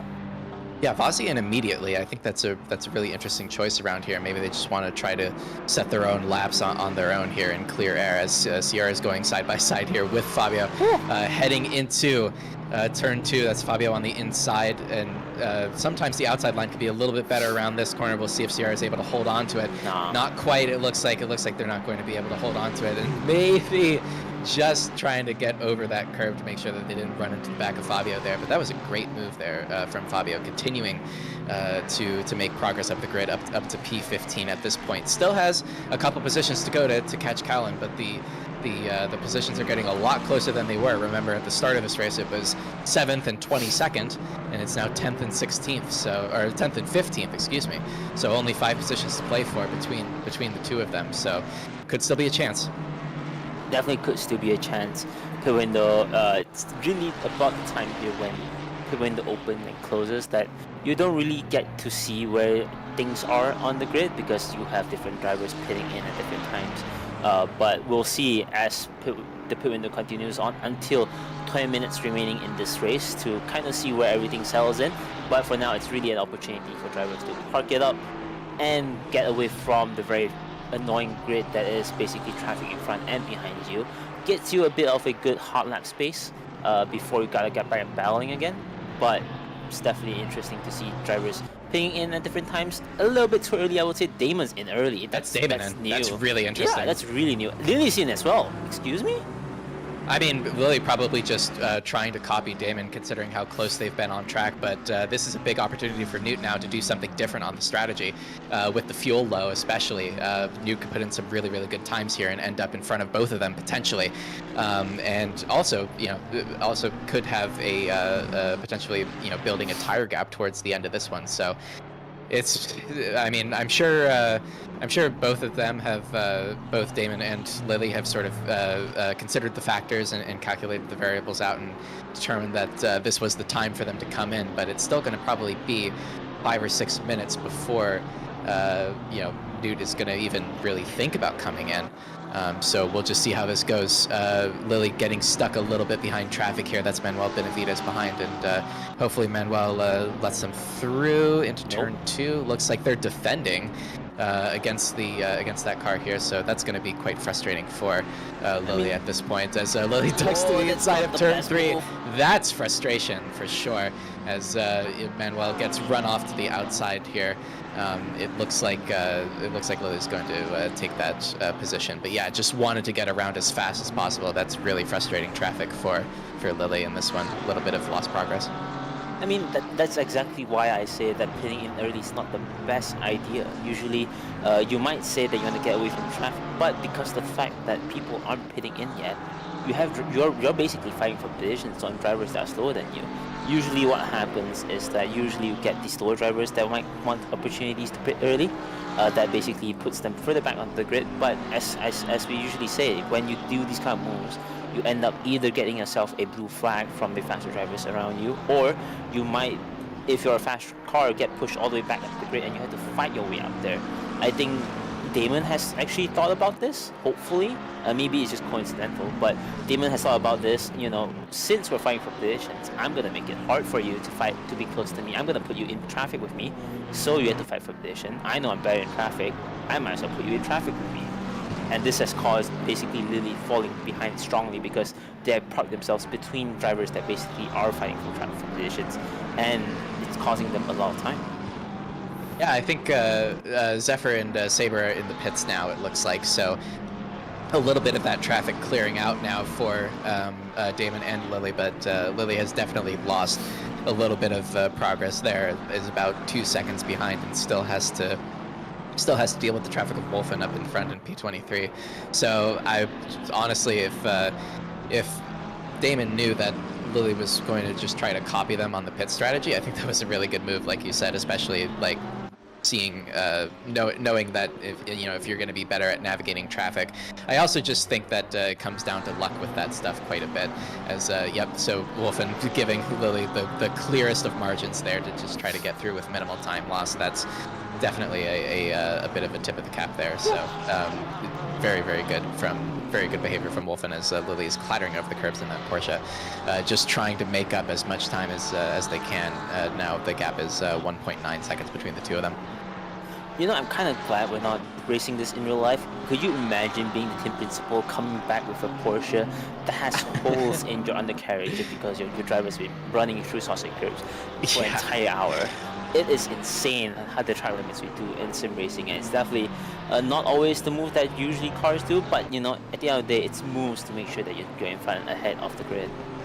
Yeah, we don't have to worry about crashing cars that cost multiple hundreds of thousands of dollars, so that helps too. Damon getting clear of the traffic again a little bit. We now have JPEG Fox in front, who has yet to pit. We have a couple of drivers still in front that all have yet to pit, including Newt, who has been put in a 44.3 on the last lap, and Damon in comparison putting in a 45. Lily putting in a 44.6, so I think this probably worked out perfectly for Newt if the gaps have been like that for the last few laps. So it's just going to come down to whether they're able to get a really good pit stop in and be able to get out in front of both of these cars. I almost feel like Damon and Lily have kind of not seen the forest for the trees here in terms of their overall race strategy, trying to fight each other and maybe not keeping Newt in the equation. Yeah, I think they definitely fumbled on the strategy. I feel like even just one lap, I got a feeling they had 2 laps, the out lap as well as the interfered regular lap. This has caused basically Newt to be basically 5 to 10 seconds, well, about 5 seconds in front of them if the expectations are right now. Damon's fighting for JPEG. JPEG doesn't let players by easy. You know that for a fact. And now it's gonna be even more seconds gone because you're at the very fast sector 2. And this is where all the time is lost. Lily is basically being held up by JPEG here with the very big hashtag in front of us, and it's gonna be annoying because they basically just let Newt run away. I mean, it's their own doing, but it's basically the fight for the class out the window. Yeah, I mean, Newt is still well ahead of these two and should just be leaving the pits right now. Yep, so just left the pits, is on the exit right now. And it looks like they're going to probably come out in front of these two. Damon still quite a number of positions behind, and that is a really Nope, they're right there. They're right there. Actually, it's going to be a side-by-side move down out of the pit exit, so this is going to be the chance for Damon at this point because Newt is on cold tires, so they're going to be trying to probably shake for a move into turn 2 here. Newt is going to be just fighting for their life here, trying to make this position work and turn this into a win between these two, but it looks like Damon wasn't able to get around at that point, so it's going to be hard to try to find another move somewhere on this racetrack sometime in the next lap, and by then I think Newt's tires are probably going to be very wide from Damon there, just trying to carry as much speed as possible, almost using those track cut warnings as a resource at this point. If you're going to use them, I guess you should probably use them now, but this has got to be really frustrating for Damon at this point. Yeah, definitely being held up by lap traffic was definitely not supposed to be in the equation. That has basically led to Newt that was basically supposed to be behind Lily, basically move forward by a second at most, at least. So that has caused them to be in front of them. But right now, given Sector 2 is usually a place that you can't overtake, that has basically solidified Newt in front of them because that's where you usually warm up the tires. At most, Damon will have to make a move right here. That's a better exit. They're trying to move. Nope, doesn't still there. So it's gonna be close, but it's gonna be still Newt in the McLaren in front of them, and it's gonna be settled like this until they try to make a move in the future. Yeah, I mean, Newt is just closing the door at every opportunity, just slamming that door shut immediately anytime Damon tries to get a sniff up the inside. Basically, that's the way that you have to defend at this point. And those tires should be pretty warm now at this point. Going into turn 1, it doesn't look like there's going to be any sort of opportunity for a move here, as it looks like Oily in front is going to be trying to let all of these cars through, and maybe it's not letting Damon through. No.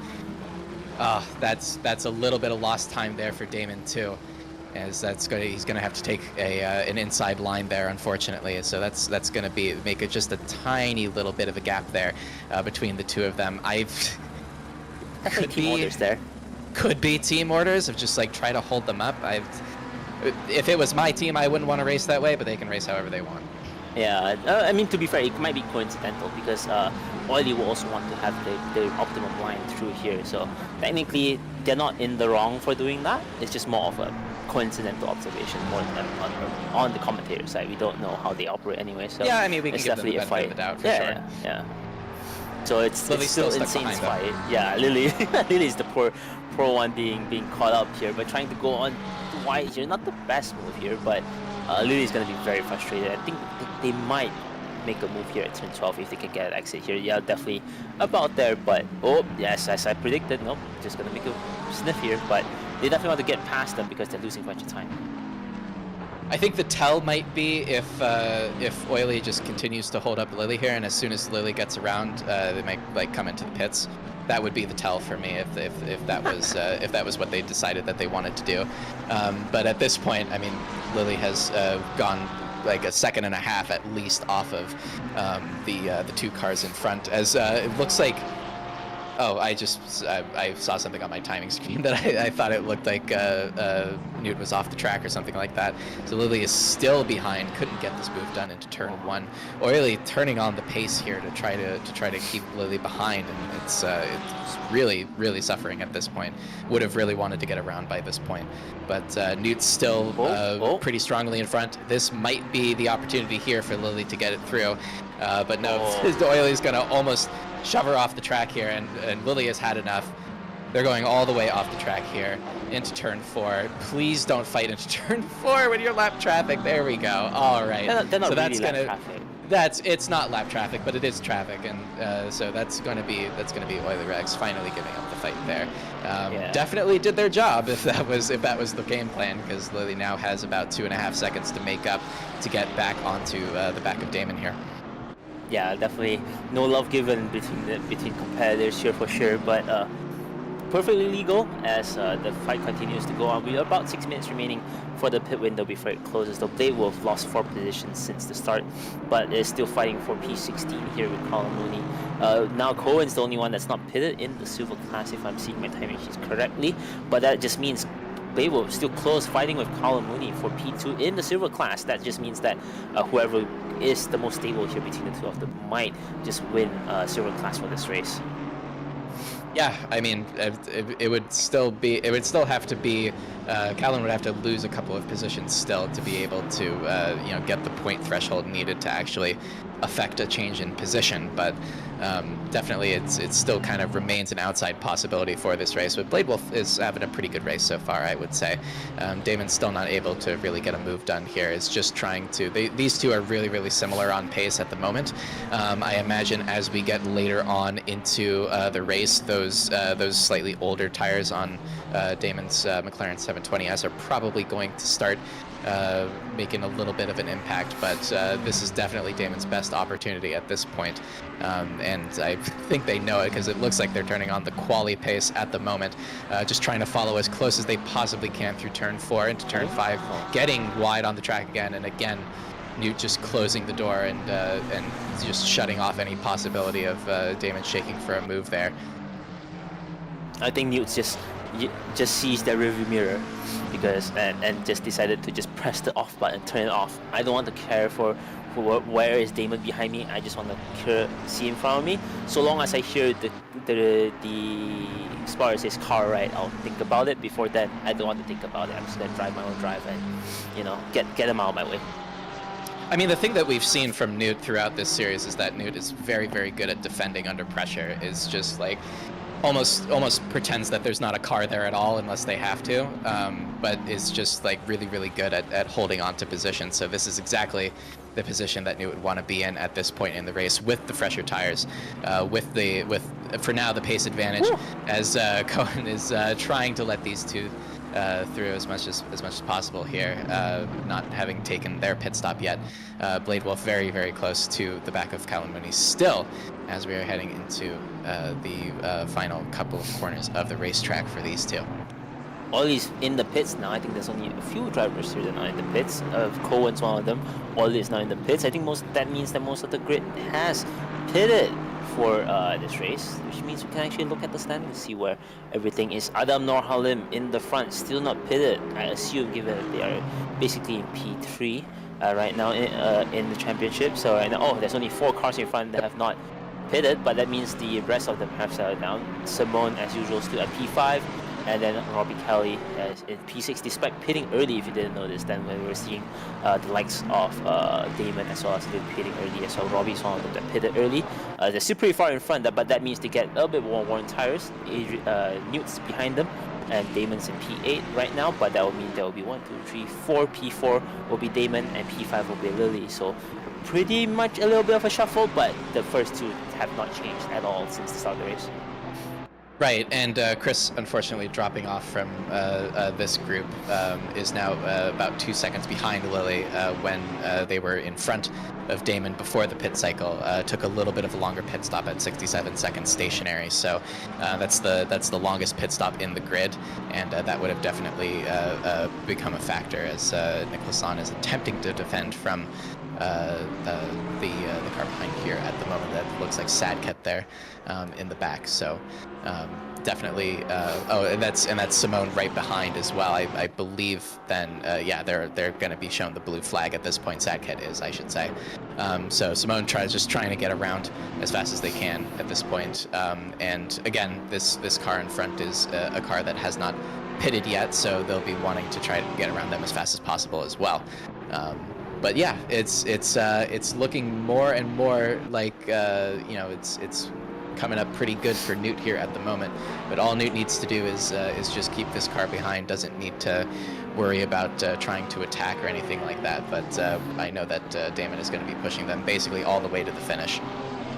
Yeah, and looking at the stats for pit stops, why is Chris down here behind the rest of the grid? That's because they had 38-second pit stop. Not sure what has happened there. Maybe a bit of damage at the start of the race, but I don't know. If I was Chris, I would have definitely turned off damage, given that I think their pace was alright before repairs.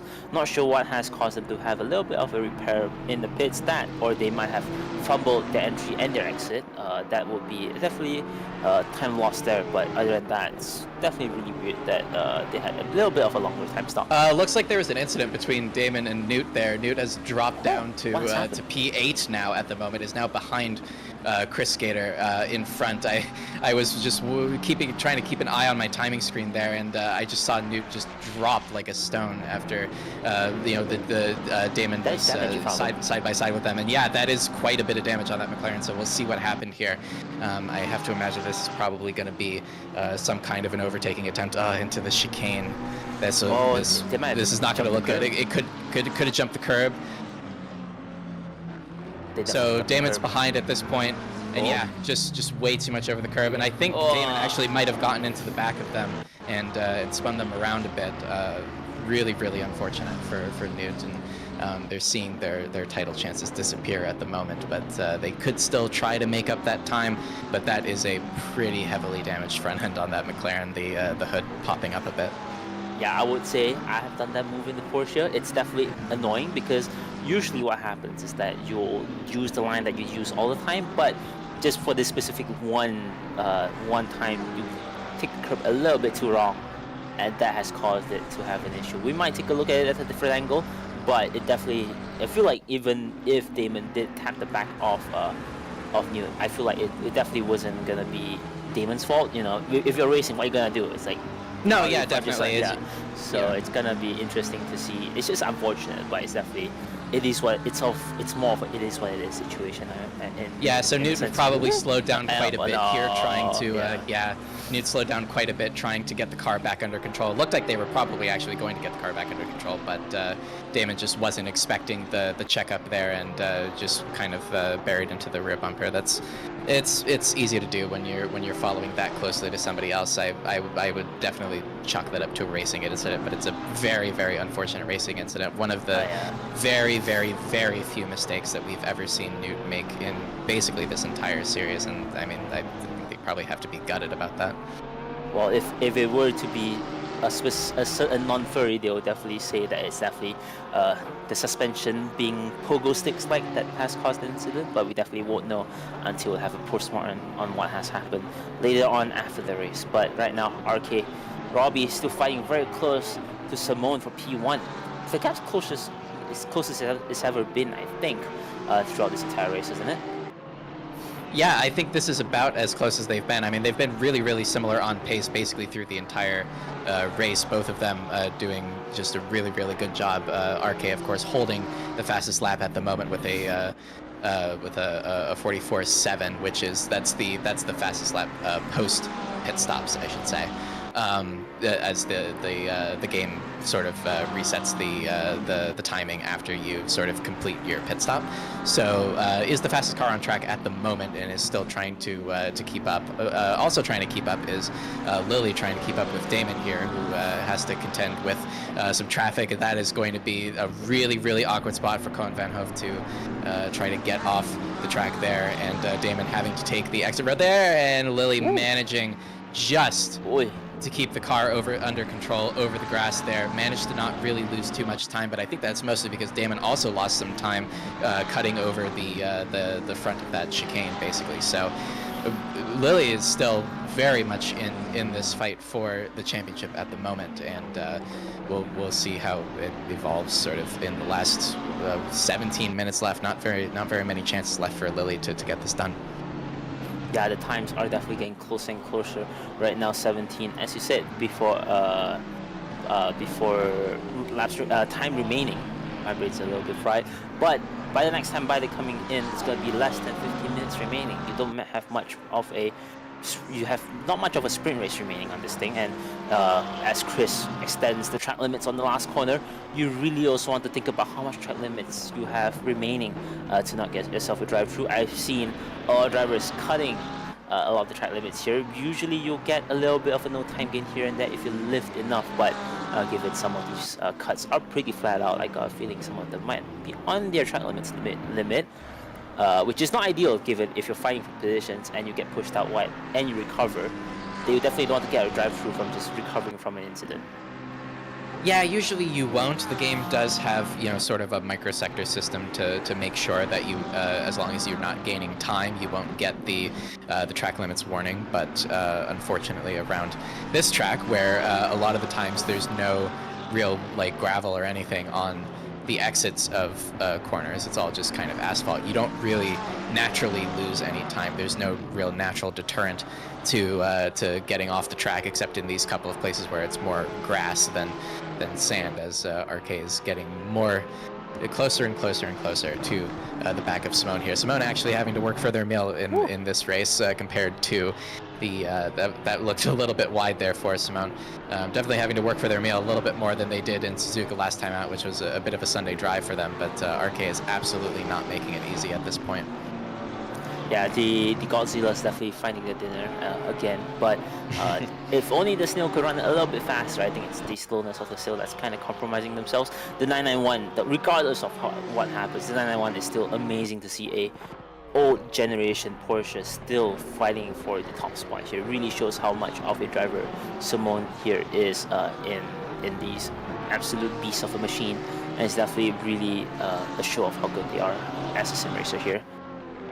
Yeah, absolutely. It looks like Chris is getting pretty close to the back of Lily as well, so Lily might have another sort of competitor to deal with here. I'm sure Chris is trying to work back up to that P3 position that they were in before the pit stops, but that is definitely going to affect Lily's race if they're not able to get it. Meanwhile, Wolfen is running very close to the back of JPEG Fox here, so this is the fight for the AM championship. This is the top step of the trophy, so Wolfen has gained a lot of time on JPEG in the last few laps, so we're going to be watching this battle very closely. I know on the timing screen it looks like it's for P26 and P27, but for them it's very much for P2 and P1, as Wolfen backs off a little bit there to let Sadket, the silver car, through. Just trying not to lose too much time through there.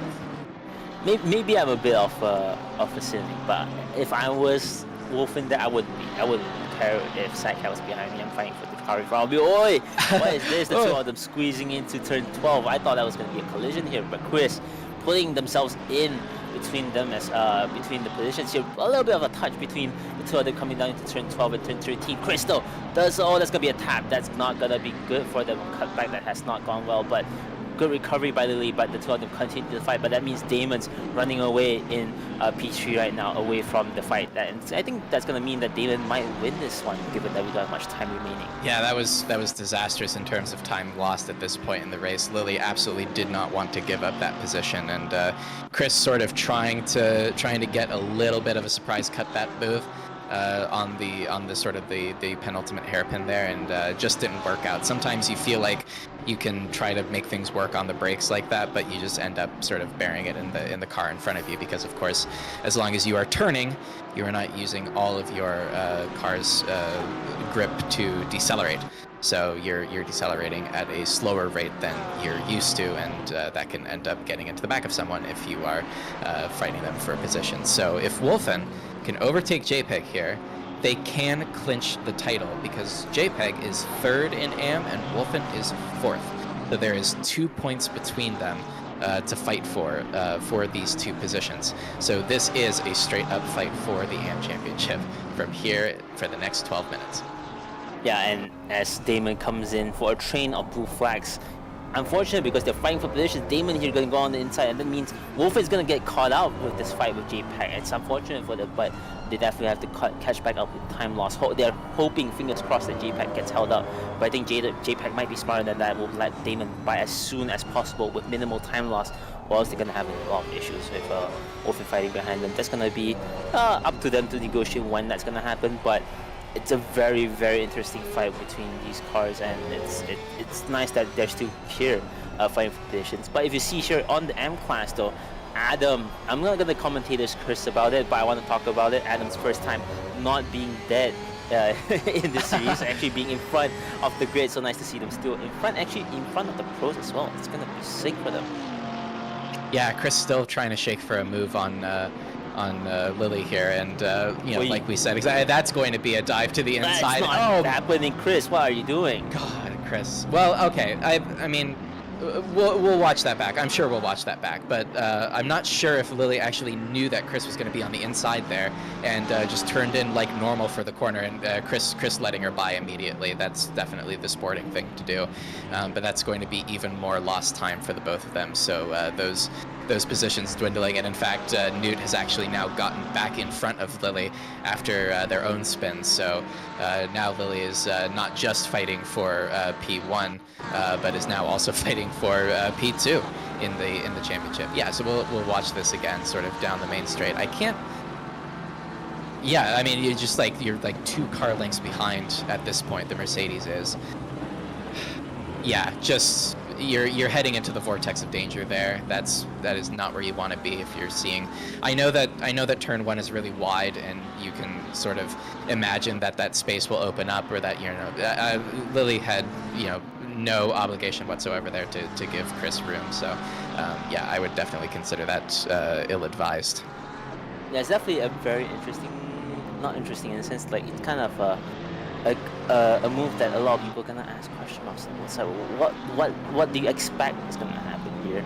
We're all racing for positions. We're not gonna let you buy that easily. If not, we're just not race cars. We're just Sunday drivers at this point. But it's a bit weird. But you know what? I'm not gonna judge. They might have any sort of hardware issues that we don't know. We do commentate based on what we see. So we definitely have to take a look at it later on if you want interested in it. But for now though, back into the action. Sidecat though gaining a lot of positions over time, definitely recovering strongly on the second half of this race. Definitely want to get positions as much as possible before the 10 minutes are up here. 9 minutes and 22 seconds remaining to this race, and they are catching up as much as possible, trying to be a bit ahead of Damon as they try to lap every car that they see in front of them. Oh, that's a bit of a jump for the car. Yeah, just a little bit. Definitely, you got to be careful in the Lamborghini, because those don't agree with them. Maurer's shaking for a move into turn 1 on Manuel Benavides in the Nissan GTR here, not managing to get it, but goes for the cutback here. That looks like it's going to be really good drive off the corner, is able to at least get right back on the tail end of Manuel here, and they're going to be trying it around the outside. That might be a little bit too wide there, but just trying to take any sort of alternate line to try to carry the speed and make sure that they can stick onto the back of them. But it looks like it's probably going to be at least another lap behind the Nissan here for Maurer. Yeah, definitely a really close fight between the AM class here. Nice to see that they're still fighting for positions. I would say Manuel definitely has improved a lot since the start of the race. I'm glad to see them develop as a driver here, and it really shows that they're really strong here, and hopefully we can see more of Manuel in the future here, as they might have cut the track there. But so long as you don't get yourself a drive-through, you can still use all your track cuts here until the end of the race. Yeah, we're almost done, and there's no drive-throughs, which is that definitely is surprising to me. Lily now very, very close onto the back of Adrian. This is now the fight for P2 overall in the championship.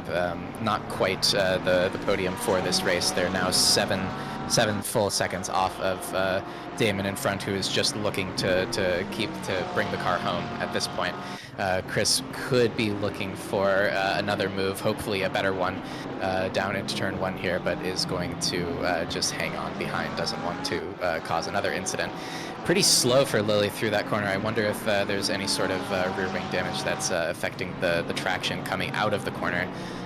For Lily here, I wouldn't be surprised if that was the case, but they still have, half a chance, I suppose, of getting back up to the back of Newt at this point, as it looks like Damon was off the track there a little bit. We have a yellow marker on our screen that has since disappeared, so I'm not quite sure what happened there, but we may be able to go back, and it was probably just a little bit of a minor track cut there for Damon. Lost a little bit of time, but not too much. Yeah, definitely. Ooh, what's happening here? Oh my God, that blue flag is definitely 3 close cars plus traffic. Yeah.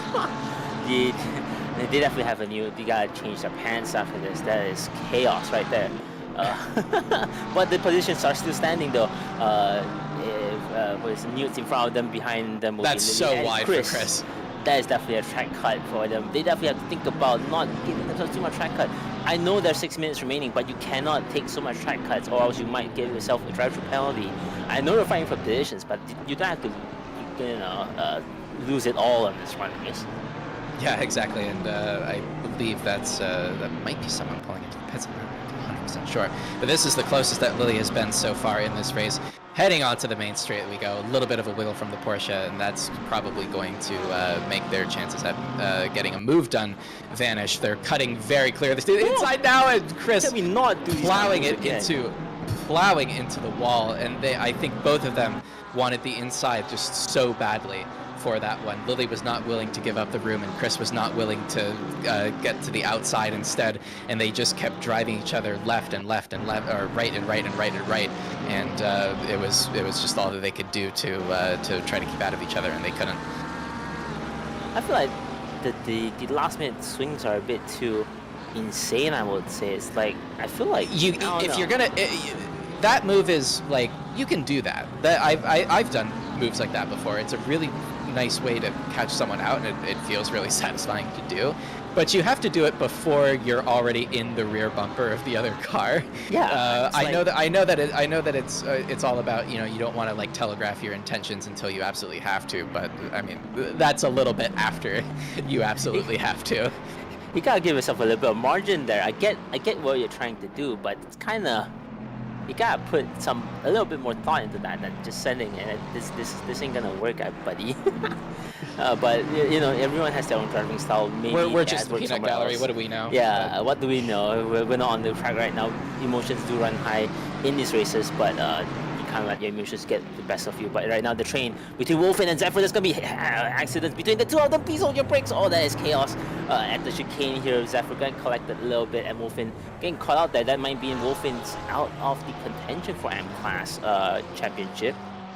That's so unfortunate. Having a car parked just right in the middle of the chicane there, it's like there's really just nothing you can do at that point. So we thought that folks were getting pretty clean, but now we're getting all the incidents at the end of the race instead of at the beginning. It's absolute chaos here, and it is insane. Oh, definitely. Lily's still really, really close to Newt, though, so could still make this happen. Doesn't have Chris to worry about at this point. Chris is now about 1.5 seconds back. Still quite a bit faster. Probably one of the faster cars in this train, but it's going to be quite a bit to get back up to the front of Lily there, and I don't think Lily is super, super interested in giving Chris any sort of space here. So Lily's just going to be trying to get this move done on Newt before Chris catches back up. I was corrected. That wasn't Wolfen that was in the BMW. Was that Colin Mooney in the BMW that I was thinking about? Could have been.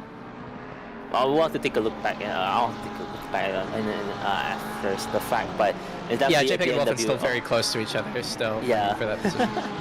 So definitely still, luckily, it's not fighting for Wolf is not getting affected by that kind of incident, but definitely Zephyr has caused one of the BMWs from Blue E to have a little bit of a slowdown from the incident. But the fight still on for M class, but right now the fight for the overall championship remaining position still stands between you and Lily. Chris is right now catching back again, but there's only there's about 2 laps remaining into this race, and drivers have to really push it hard to get it going right now. But the 2 of them right now, RK as well as Simone right now, 2 minutes 24. A lap times here about 1 minute 44. Definitely 2 laps remaining into this race, and they definitely have to make it count. Or RK might make a move. We'll see.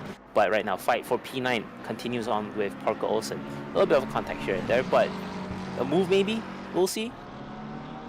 Yeah, that's on the outside there for Aiden in the Lexus in turn 1. That's probably not going to be a little bit too much. That's a bit of a that's a bit more of a defensive line from Parker than maybe they needed, but they are definitely going to be able to stay in front here. We're going to go back to it looked like there might have been a bit of an incident here between these 2 going into the penultimate hairpin at this point. Just getting to the outside here, cutting back, and I think, yeah, Aiden was trying for a move there. And yeah, that is not the way that you want to do that. Just sort of ducking in. Again, just lots of people seeing a closing gap and going, hey, a gap, and sticking their car in it. Seems to be a fairly common theme throughout this race, and they're getting punished for it. Yeah, it seems like there's still incidents happening. Fabio's getting dropped off like a stone. I think they might have had a little bit of this incident between all of them. We'll have to take a look in a bit if we can, but all the cars sliding everywhere. I think Fabio's definitely cracking under pressure. I think the tires also not doing the best right now in that car as well. The Lexus notoriously really bad on tires, and once that move, that is a dive on the inside. Will that stick though? Please stick, please stick, please stick. That's on the curb. That might be a bit scary. Oh, that's Saber. That is spun in. Oh, that's a poor exit by Saber. That has caused the Fabio to basically just had to wait for Saber. Yeah, and Fabio was still trying to get on the power to get out of that corner as fast as possible to try to get the move done, and just went into the back there of the very slow Saber. So still fights going on all the way up and down the field here. This is Oily on Vossi, trying to make a move for P18 overall at the moment. Looks like the battle has cooled off a little bit. It looks like Parker has gotten back in front of Aiden. It looks like they're still very close to each other, going through the Sector 2 into Sector 3. This could be an opportunity for a move for Oily Rags at the moment, but for now, it looks like Vossi's doing exactly what they need to do, and just defending really nicely here. It looks like Lily has gotten in front of Newt. What's happened there? As the timer hits 0 on the race. Yeah, but Simone apparently has a little bit of contact RK, but Lily's definitely in front of Newt. What has happened there? We'll have to see what has happened, but definitely unfortunate for Newt that they can't hold Lily in front of them. I think I got a feeling Lily might have made an extreme dive on Newt just to make that stick, but that means Newt's in a vulnerable position for Chris right now as the time it takes on. That means actually Simone's gonna cross the line right here in P1, as RK is unable to answer the likes of the S-Cargo in front of them. The Godzilla would not have his meal tonight, and that means Simone gets P1, Robbie Kelly gets P2, and Damon's gonna get P3. That is the overall championship cell right here as Damon crosses the line. Yeah, I mean, getting chased all the way to the end. And it looks like Lily is indeed going to cross the line ahead of Adrian, so that is P2 in the championship for Lily, P3 for Newt. So that is the way that it's going to shake out. I did not think that was how the second half of this race was going to go, but yeah, we're getting the rest of our top 10 in right now. Chris in P6, Parker in P7, finishing ahead of their competition there in Aiden Larson in P9, and Cowlin Mooney finishing in the top 10. An extremely impressive performance for the silver driver. Blade Wolf right behind in P11, and what a finish. that is an insane finish as drivers cross the grid. The final time this season, as it has been an amazing drive for everyone, and it's nice to see everyone's just happy crossing the line. I feel like it just looks, I don't know why, the cars just look happy tonight crossing the line here, and it's amazing. I love it. Yeah. I'm sure Damon will be taking their donuts at, or they might have already taken their donuts because it looks like they've teleported back to the pits. But definitely, it was a very, very hard fought championship. One of our hardest fought in recent memory. I can't imagine, I can't remember a season that was more competitive than this. And Mauer taking some donuts as well. Yeah, we've got some. We had some really, really good fights in this race, and. Yeah, and for the AMP Championship, JPEG was able to finish in front of Wolfen, so that is going to be, pre-penalties at least, that's going to be JPEG sealing up the AMP Championship. Colin Mooney is our winner in silver, and I believe, despite losing out on the overall championship, I believe that should still be a gold trophy for Newt at the end of this one. So still a really, really good performance. Managed to finish well ahead of Aiden in this one. So still manages to walk home with some hardware at the very least. Yeah, it's nice to see everyone's just all the points are finally settled. Well, for now we still have. For now, they're settled. To review and all that, but it has been amazing this race. I would say this is one of the best final rounds of the season, and it's been nice to see just fights here and there. Everyone's just being respectful. We had a lot of big moves, questionable moves, all the moves that we had here in Hungaroring, and it's definitely one of the best season finishes, as we see here just like Colin Mooney and Blade Wolf doing a last lap together, celebrating their two spots in this race here, and it's been amazing. And I would say this is I'm just glad I'm here, being able to commentate for this season. Me too. It's been really nice being in the booth with you. We've got a couple of interviews coming up.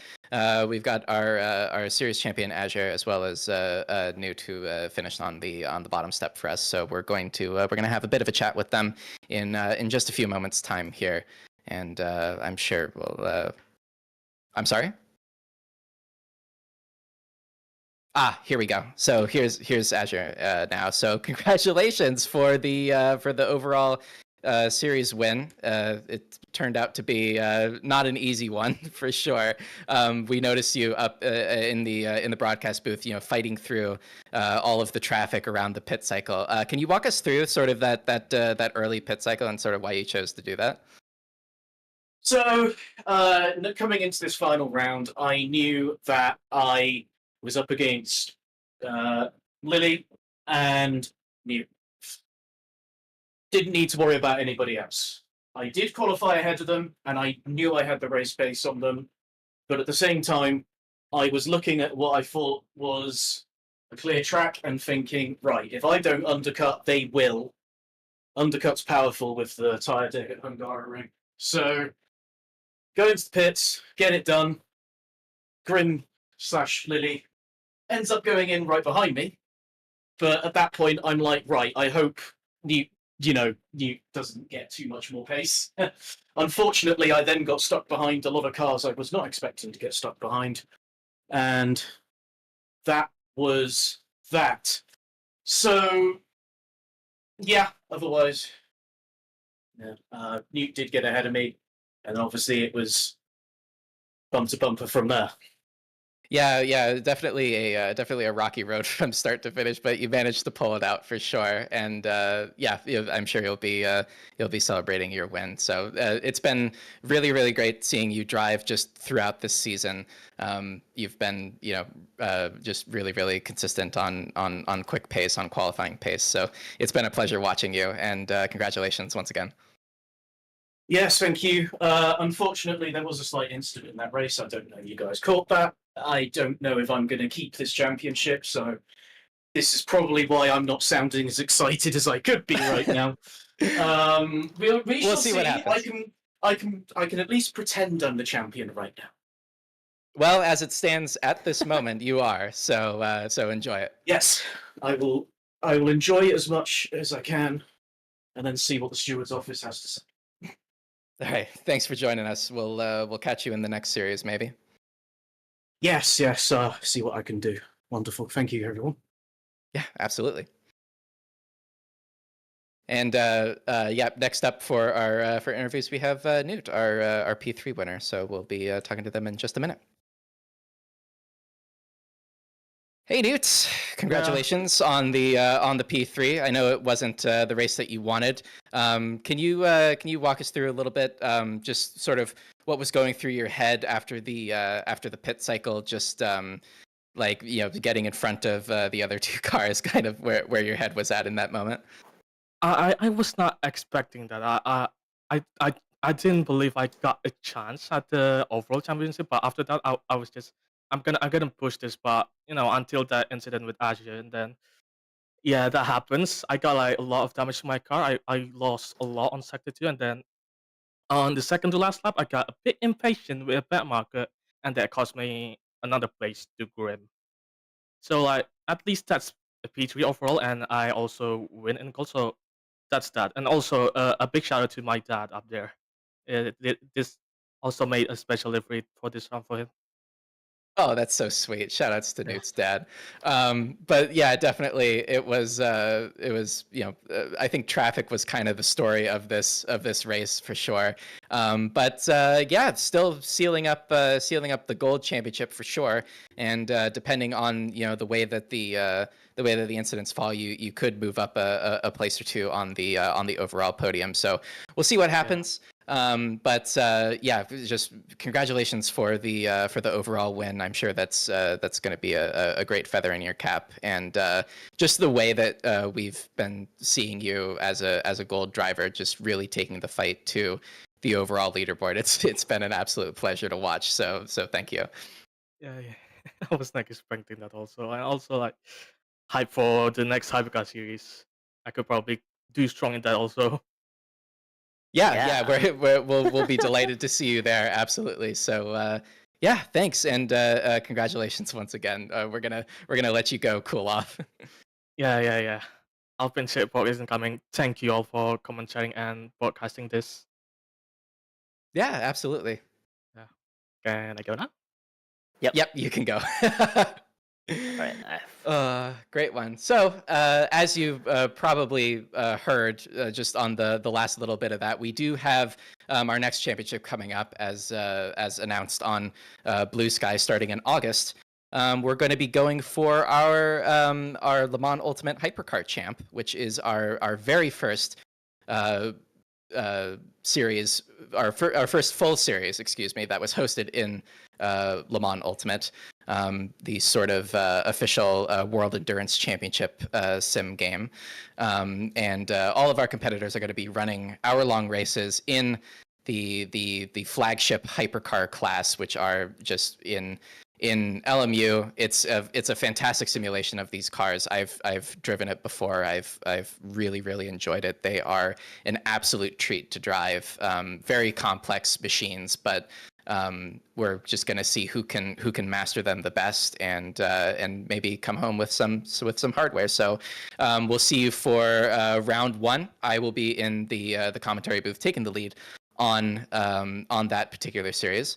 So we'll see you on Sunday, August 3rd at the Bahrain International Circuit, a course that we probably almost no one in at least in the Simufur context has ever driven before.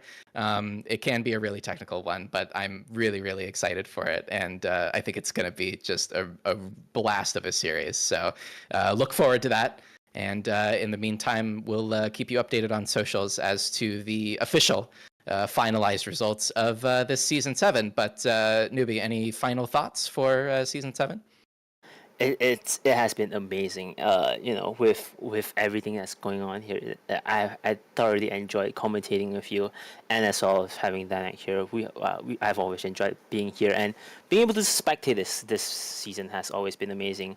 Our amazing drivers on the grid here, our regulars, our seasoned veterans, any sort of newcomers. It just really shows from all the improvements that we had in M class. Our newcomers really shows how good of a community we have been we've basically nurtured to make sure that we're all here to race together, have fun together.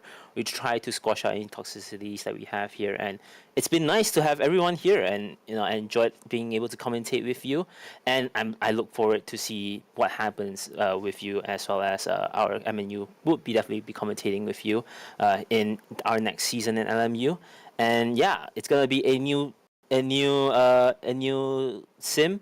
It's gonna be new broadcasting tools. It's gonna be a new series, new type of cars on the hypercars, and it's gonna be a lot of fun, I assume. And to close off here for Simufur, thank you everyone for joining in for our final round of our GT3 Season 7 Championship. Our next time, August 3rd on a Sunday, Le Mans Ultimate, gonna be presented by hopefully Denak, Kady, and MMU. And it's gonna be Simufur signing off. Good night, everyone. Been a pleasure. Good night.